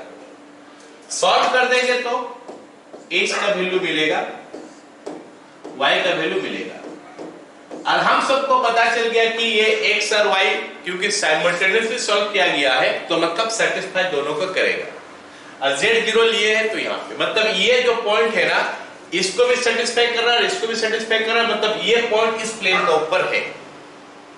ये जो पॉइंट हम देख रहे हैं, कौन सा? ये जो पॉइंट हम देख रहे हैं, ये इस प्लेन का ऊपर है, सॉरी इस लाइन का ऊपर है। तो लाइन तो मिल गया। अब दूसरा बात हम क्या खोजेंगे? DRS of the line. किसका डीआरएस? लाइन का डीआरएस। तो सोच लेता हूं कि लाइन का डीआरएस जो है ना, ये एबीसी है। ये मैं सोच लेता हूं कि लाइन का डीआरएस एबीसी है। क्योंकि लाइन इस प्लेन का ऊपर है, तो इसका नॉर्मल इस लाइन को परपेंडिकुलर होगा। तो उससे हमको पता चल गया कि a into a1 plus b into b1 plus c into c1 is equal to 0। With the same concept, ये जो लाइन है इस प्लेन का ऊपर भी है, तो इसका भी नॉर्मल इस प्लेन को परपेंडिकुलर होगा, सॉरी इस लाइन को परपेंडिकुलर होगा। तो इसका नॉर्मल का डायरेक्शन रेशियो है a2 b2 c2। तो यहां से आ जाएगा a2 plus b2 plus c2 is equal to 0। यहां से हम क्रॉस मल्टीप्लिकेशन का कॉन्सेप्ट लगाएंगे तो a b c निकल जाएगा, a by something, b by something, c by something. तो हमको पता है कि डायरेक्शन रेशियो तो प्रोपोर्शनल चीजें को ले सकते हैं, तो एबीसी डायरेक्शन रेशियो लिए तो उनके साथ जो प्रोपोर्शनल है उसको भी डायरेक्शन रेशियो हम ले सकते हैं। तो डीआरएस हमको मिल गया, पॉइंट हमको मिल गया, और क्या चाहिए? पॉइंट और डीआरएस मिलने के बाद लाइन का इक्वेशन तो होता था, हो गया सिमेट्रिक फॉर्म में, x - x1/a y - y1/b z - z1/c।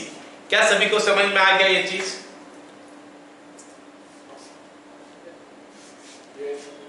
चलो फिर फटाफट ये क्वेश्चन करते हैं। क्या बोला है? Reduce to symmetric form. इसको सिमेट्रिक फॉर्म में रिड्यूस करने के लिए बोला है। जल्दी से, अच्छा एक बात मैं बता दूं, एक मिनट एक बात बता दूं। इट इज नॉट कंपल्सरी कि z ही 0 लोगे। कोई बोलेगा नहीं सर मैं x 0 लेके करूंगा, कर लो चलेगा, y 0 लेके करूंगा तो भी करो चलेगा, किसी को भी 0 ले सकते हो, x को भी 0 ले सकते हो, y को भी ले सकते हो, z को भी 0 ले सकते हो। हमको कोई एक ठो x6 का 0 करना है, x6 कोई भी x या y या z किसी को एक को 0 करना है। तो अब हम ये क्वेश्चन को करते हैं।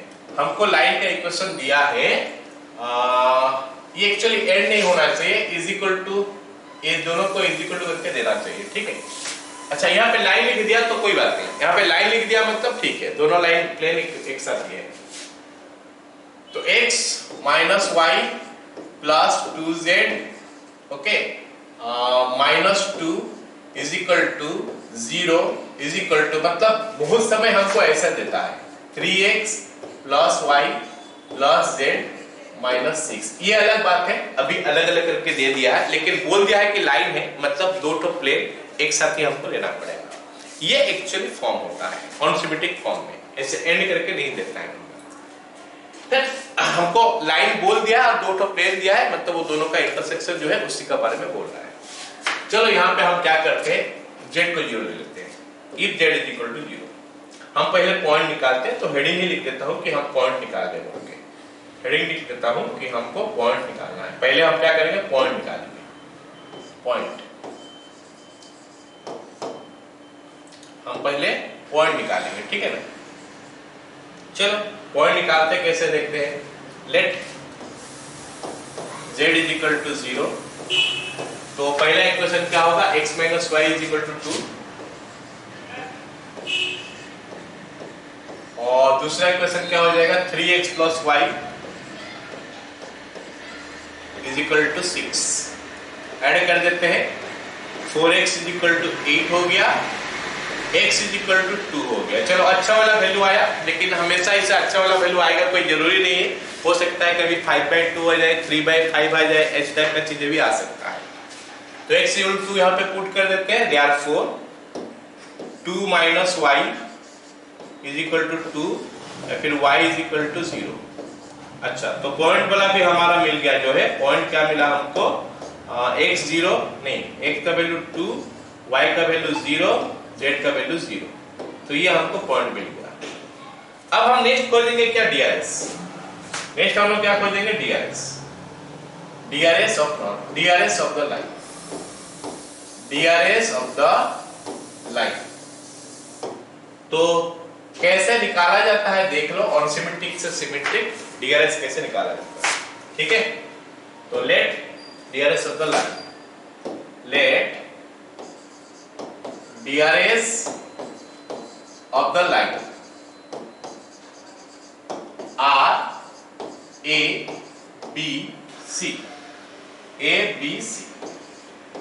लाइन का DRS जो है वो हो गया क्या, A B और C, ठीक है।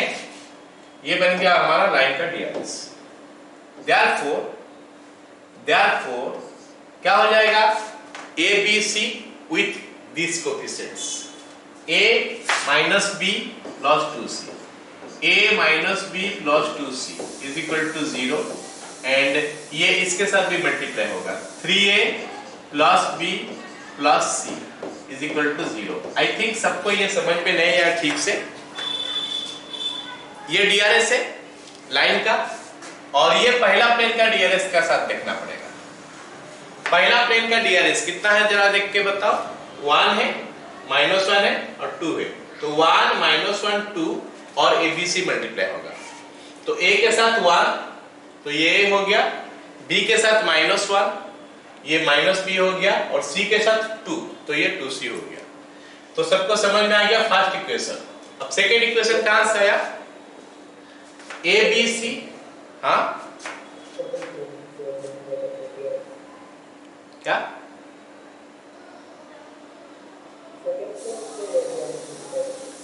थ्री ए प्लस बी प्लस सी, ठीक तो है ना? हाँ, therefore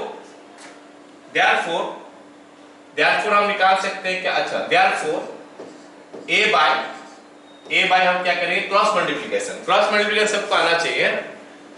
दिस इंटू दिस, -1 -2 जो कि -3 हो गया, -1 -2 is equal to b by क्या होगा? आगे जाके करोगे 2 into 3 6 -1 is equal to c by क्या होगा? ये 1 + 3 ओके। तो हमको क्या मिल गया? a by -3 is equal to b by 5 is equal to c by 4। So DRS of the line are -3 5 4, खत्म। लाइन का DRS मिल गया। अब DRS मिल गया तो इक्वेशन भी मिलेगा। Therefore equation x minus x1 by a is equal to y minus y1 का वैल्यू 0 है, by b is equal to z minus z1 का वैल्यू भी 0 है, by c। खत्म, ये लाइन का इक्वेशन हो गया। ये अनसिमेट्रिकल फॉर्म था, इसको सिमेट्रिकल फॉर्म में लिख दिए। ऐसे भी दे सकता है हमको क्वेश्चन में, ठीक है? Got it all of you? अगला सवाल देखो। अगला सवाल हमको क्या बोला है कि find the angle between the lines this and this. देखो, अभी एंगल निकालने के लिए बोला है। हमारे पास दो लाइन दे दिया है और एंगल निकालने के लिए बोला है उन्होंने। ये एक लाइन है अलाइट और ये एक लाइन है। ये दो लाइन में एंगल निकालने के लिए बोला है और हम अभी तक पढ़ते आ रहे हैं कि एंगल निकालने के लिए तो लाइन का डीआरएस चाहिए, मतलब इक्वेशन नहीं चाहिए। इक्वेशन की जरूरत नहीं है। यहां से इक्वेशन निकालेंगे, यहां से इक्वेशन निकालेंगे, उसकी जरूरत नहीं है। मतलब point I don't need actually. तो I need to find out DRs. जैसे यहां निकाले डीआरएस, ऐसे डीआरएस निकालेंगे। दोनों लाइन का डीआरएस निकालेंगे। पहला लाइन का भी डीआरएस निकालेंगे, दूसरा लाइन का भी डीआरएस निकालेंगे, फिर हम एंगल निकाल देंगे। तो फर्स्ट लाइन का डीआरएस निकालते हैं। First line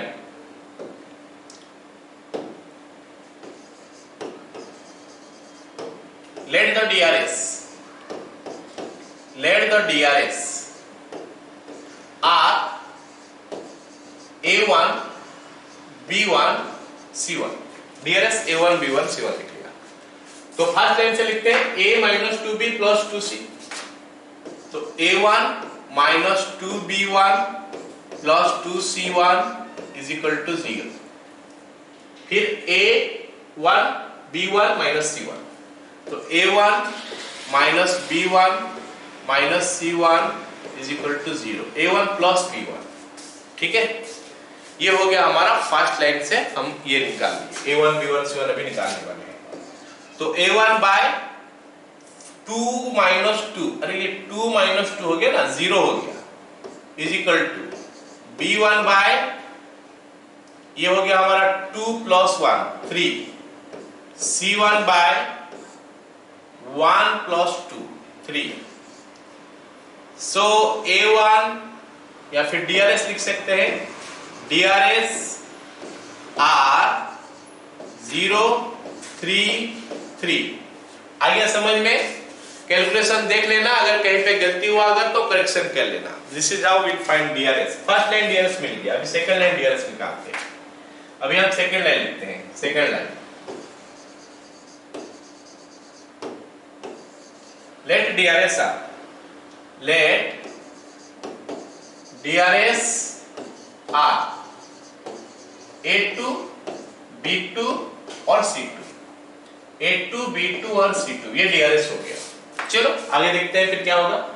2A 2 minus B2, 2a2 minus b2 minus c2 is equal to 0 और इसमें से क्या मिलेगा 3a2 plus 2b2 plus c2 is equal to 0 तो हमको मिलेगा a2 by -1 plus 2 -1 plus 2 1 calculation समझ रहे हो क्रॉस मल्टीप्लिकेशन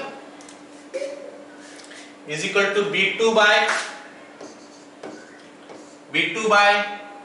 -3 -2 जो कि -5 हो गया is equal to c2 by 4 plus 3 7 हो गया सो इसमें से हमको DRS मिल गया क्या DRS आर 1 -5 7 बस पहला लाइन का DRS मिला सेकंड लाइन का DRS मिला अब एंगल निकालेंगे एंगल निकालने के लिए हम यूज कर देते हैं cos theta is equal to a1 a2 a1 0 a2 1 तो मतलब ये 0 हो गया प्लस b1 b2 3 और -5 -15 हो गया प्लस 27 प्लस 21 27 नहीं 21 बाय रूट अंडर इसका स्क्वायर इसका स्क्वायर इसका स्क्वायर सो 0 प्लस 9 प्लस 9 इसका रूट ओवर और उसके साथ रूट अंडर कितना हो गया 1 plus 25 plus 49 so theta will be your cos inverse of 21 minus 15 6 हो गया by 18 मतलब 3√2 हो गया and that is giving you what 49 ये हो गया 50 75 मतलब 25 into 3 5√3 so this is now giving you ये इसके साथ कट गया 2 हो गया 2 इसके साथ √2 हो गया तो ये कुछ गड़बड़े वैल्यू आ रहा है cos इनवर्स √2 या फिर √2/75 कर देता हूं काम को क्लियर हो लग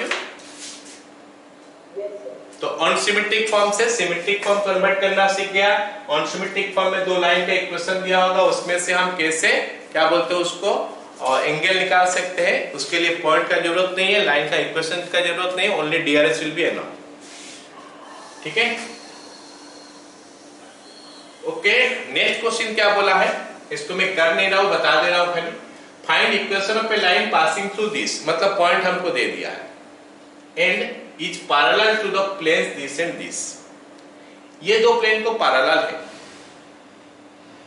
ये दो प्लेन को पैरेलल है लाइन दो प्लेन को पैरेलल है मतलब इसका नॉर्मल भी उसको परपेंडिकुलर इसका नॉर्मल भी उस लाइन को परपेंडिकुलर है और इसका नॉर्मल भी उस लाइन को परपेंडिकुलर है मतलब ये दोनों का क्रॉस प्रोडक्ट जब करेंगे इसको मैं लिख देता हूं r dot i cap plus j cap plus k cap plus 1 is equal to 0 और इसको लिख देता हूं r dot 2i cap plus j cap minus k cap plus 3 is equal to 0 and if you see this is your n1 ये हमारा n1 हो गया और ये हमारा n2 हो गया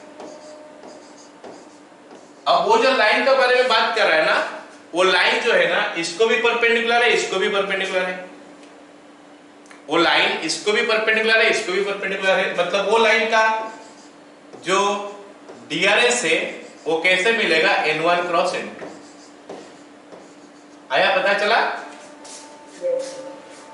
अब n मिल गया मतलब डायरेक्ट लाइन का DRS मिल गया कार्टेशियन फॉर्म में लिखना चाहोगे तो x-2 बाय इसका जो भी निकला होगा i cap j cap k cap में और वेक्टर फॉर्म में लिखना चाहोगे तो r is equal to a इसको a कर लेना 2i cap plus j cap plus k cap plus lambda times of ये n जो भी होगा दैट इज b लाइन के लिए वो b हो जाएगा समझ रहे हैं मेरे बात मतलब this is equivalent to b हो जाएगा लाइन के लिए तो r इज इक्वल टू क्या लिखोगे a का वैल्यू वो हो जाएगा 2i cap plus j cap plus 3k cap plus lambda times of यहां पे हमारा जो भी b निकलेगा ये दोनों का क्रॉस प्रोडक्ट जो भी निकलेगा that is your answer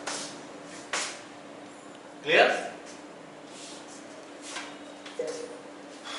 Now this is just a formula. To remember the formula, you can use it. Equation of plane containing a line. इसी का बात कर रहा है, इसी का बात कर रहा है, यही चीज का। एक प्लेन का इक्वेशन निकालना, एक तीसरा प्लेन का जो कि इस लाइन को रखा है। ये प्लेन सपोज ये प्लेन, सपोज हमको ये प्लेन का इक्वेशन निकालना है,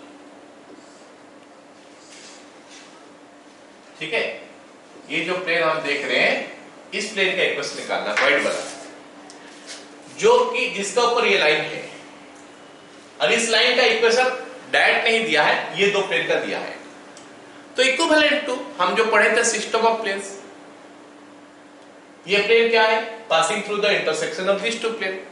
इसका मतलब हो गया क्या, स्टेटमेंट का हिसाब से खाली चेंज हो गया, लेकिन चीजें हम पहले पढ़ चुके हैं। Equation of plane containing a line, line का इक्वेशन जो दिया है ना, दो प्लेन का इक्वेशन का फॉर्म में दिया है। तो this is nothing but system of planes. ये जो है ना, ये सिस्टम ऑफ प्लेन्स ही है, this is system of planes ही है। तो इसको लिखने का नया तरीका हो गया ये। कैसे निकालते हैं, फर्स्ट प्लेन का equation plus lambda times of second plane का equation is equal to 0, that is system of planes लिखते हैं। So this is the equation what you need. I don't think इसका ऊपर क्वेश्चन मेरे को करना चाहिए, क्योंकि ये हम पहले पढ़ चुके हैं। खाली स्टेटमेंट थोड़ा अलग आ गया है, तो ये स्टेटमेंट को समझो, ये देगा तो भी ये सिस्टम में प्लेन्स ही दिया है, ठीक है। नेक्स्ट, ये भी मैं इसके ऊपर क्वेश्चन हम करेंगे नहीं, सिंपल सा बात है, खाली समझा दूंगा। क्योंकि क्वेश्चन कुछ बनता नहीं है, मतलब कुछ ये टाइप का क्वेश्चन बनेगा नहीं, सिंपल क्वेश्चन ही है। बोला है क्या, एक प्लेन है और दो पॉइंट है, उसका पोजीशन देखना है। एक प्लेन यहाँ पे है, सोचो सपोज ऐसा करके एक प्लेन है, ठीक है, और दो पॉइंट है। एक पॉइंट मान लेते हैं यहाँ पे है, एक पॉइंट मान लेते हैं यहाँ पे है। तो हम क्या बोलेंगे, ये दो पॉइंट जो है ना, प्लेन का ऑपोजिट साइड में है, ऐसा बोलेंगे। लेकिन अगर दोनों का दोनों पॉइंट एक साइड में हो गया, यहाँ पे हो गया, तो हम क्या बोलेंगे, दोनों पॉइंट प्लेन का सेम साइड में है। ए डी, यहाँ पे सी डी। अगर मैं बोलता हूं कि सी और डी के बारे में बताओ भाई, तो हम बोलेंगे सी और डी प्लेन का ऑपोजिट साइड में है। जबकि ए और बी के बारे में बताओ, ए और बी जो है ना, प्लेन का सेम साइड में है। कैसे पता चलेगा, सिंपल।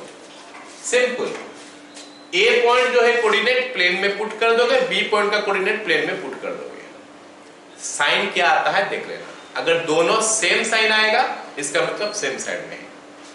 अगर दोनों का साइन ऑपोजिट आएगा, तो मतलब ऑपोजिट साइड में है।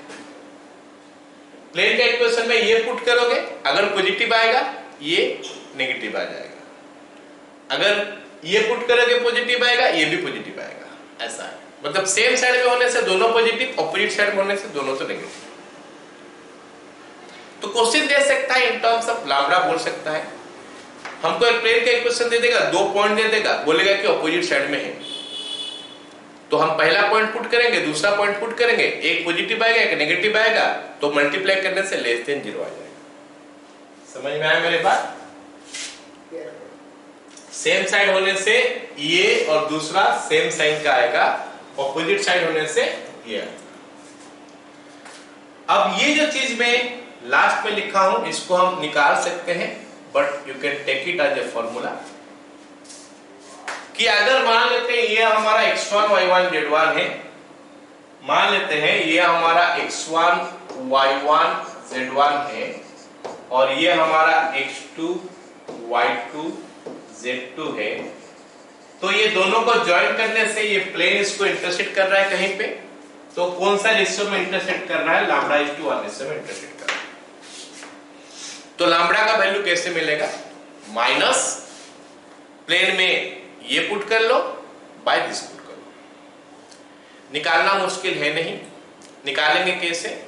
मान लेते हैं इसको लैम्डा 1 में इंटरसेक्ट कर रहा है, तो ये पॉइंट का कोऑर्डिनेट हो जाएगा lambda x2 plus x1 by lambda plus 1, फिर lambda y2 plus y1 by lambda plus 1, और lambda z2 plus z1 by lambda plus 1। अब ये जो चीज है ना, क्योंकि प्लेन का ऊपर रहता है, प्लेन का इक्वेशन दिया नहीं है, प्लेन का equation ax plus by plus cz plus d होगा, है ना, तो ये प्लेन का इक्वेशन को सेटिस्फाई कर जाएगा।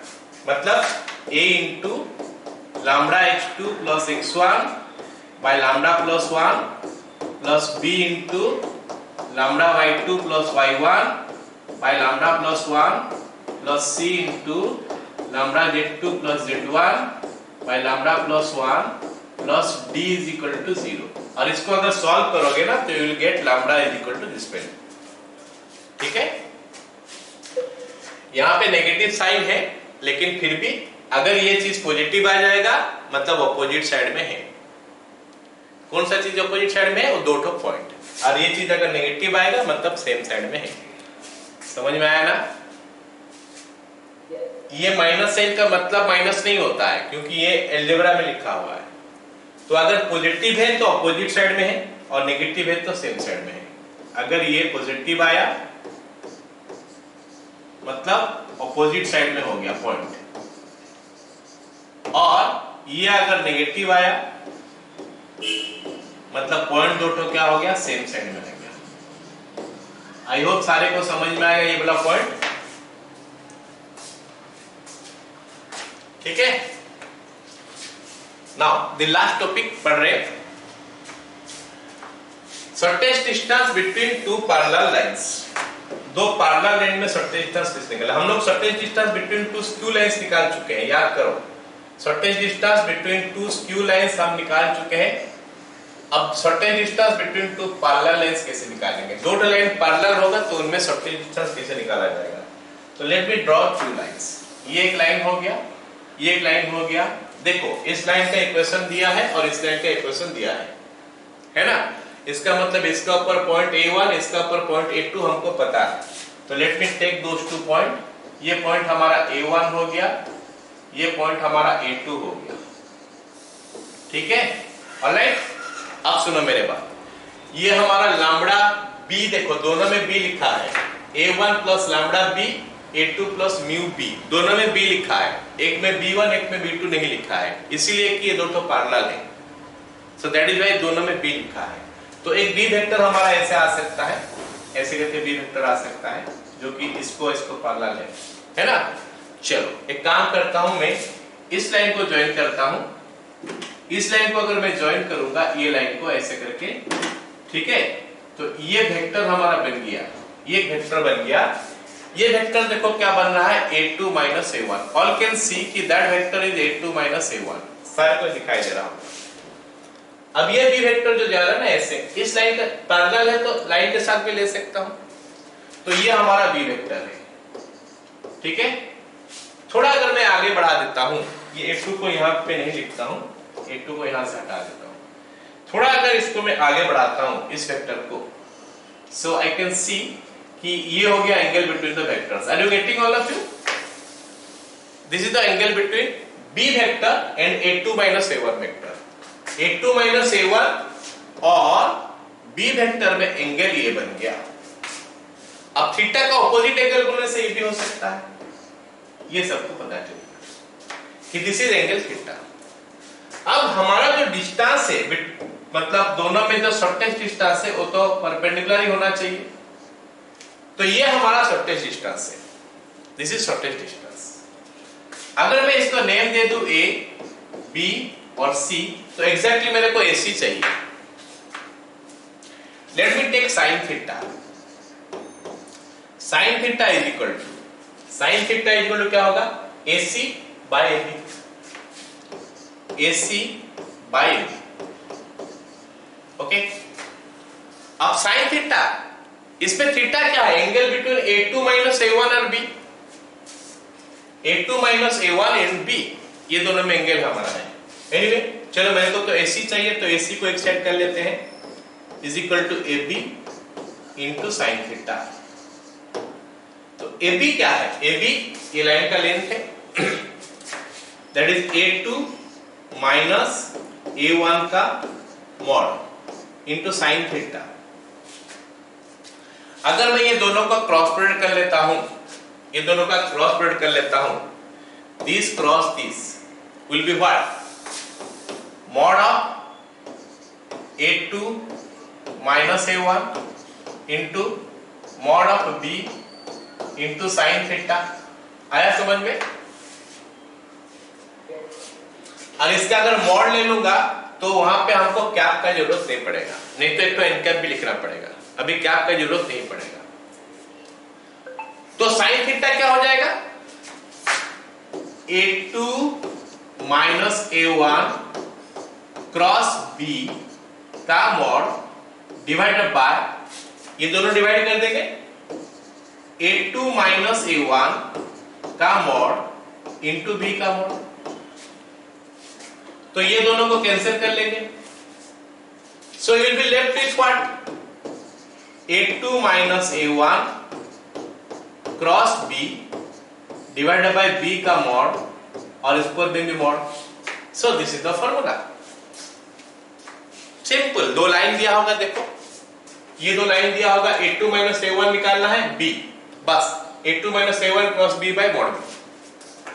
एक क्वेश्चन अगर करें जो कि लास्ट क्वेश्चन है हमारा क्लास का, ठीक है, और 3D का भी लास्ट क्वेश्चन है। सोचो ये हमारा दो लाइन दिया है, एक लाइन ये है और ये एक लाइन है, लेकिन वन कैन सी, सारे को दिखाई दे रहा होगा कि सेकेंड लाइन जो है और फर्स्ट लाइन जो है दोनों में बी सेम नहीं है। इसका बी अलग है, इसका बी अलग है, ये b1 b2 हमको मानना पड़ेगा, लेकिन फॉर्मूला तो हम b के लिए पढ़ रहे हैं, ये तो b के लिए पढ़ रहे हैं। So here what to do, यहां पे हमको करना क्या है, मतलब यहां पे हमको करना क्या है, कुछ ऐसा, इज इक्वल टू 2y के प्लस 4j के प्लस 5k के प्लस, इसमें से 2 कॉमन ले लो तो 2 लैम्बडा इंटू 2y के प्लस 3j के प्लस 4k के, और ये बन गया हमारा क्या, 2y के प्लस 4j के प्लस 5k के प्लस, इसको लैम्बडा डैश कर देता हूं, 2y के प्लस 3j के प्लस 4k के। अब मेरे को लगता है सबको समझ में आ गया कि अब ये दो लाइन पैरेलल हो गया। कौन कौन सा लाइन? ये और ये दो लाइन पैरेलल हो चुका है। अभी यहां पे b है, यहां पे भी b है, तो स्टार्ट कर लेते हैं फटाफट, a2 माइनस a1 कर लेते हैं। a2 माइनस a1, ये a2 है, देखो 2y के प्लस 4j के प्लस 5k के माइनस a1 यहां से लिखेंगे, i के प्लस 2j के प्लस 3k के। So it now gives me what, ये मेरे को क्या दे रहा है, 2y minus i, that is i plus 2j plus 2k, i के प्लस 2j के प्लस 2k।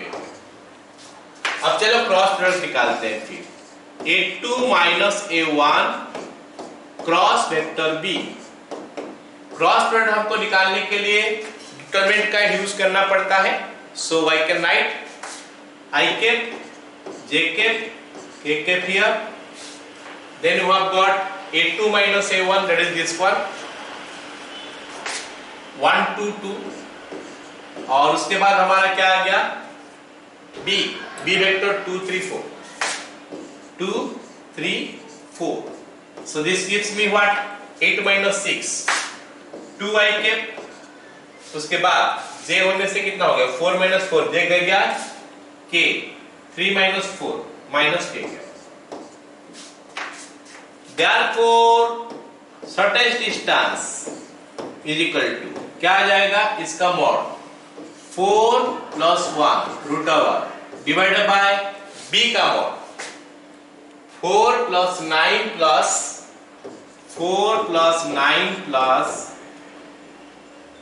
16 root over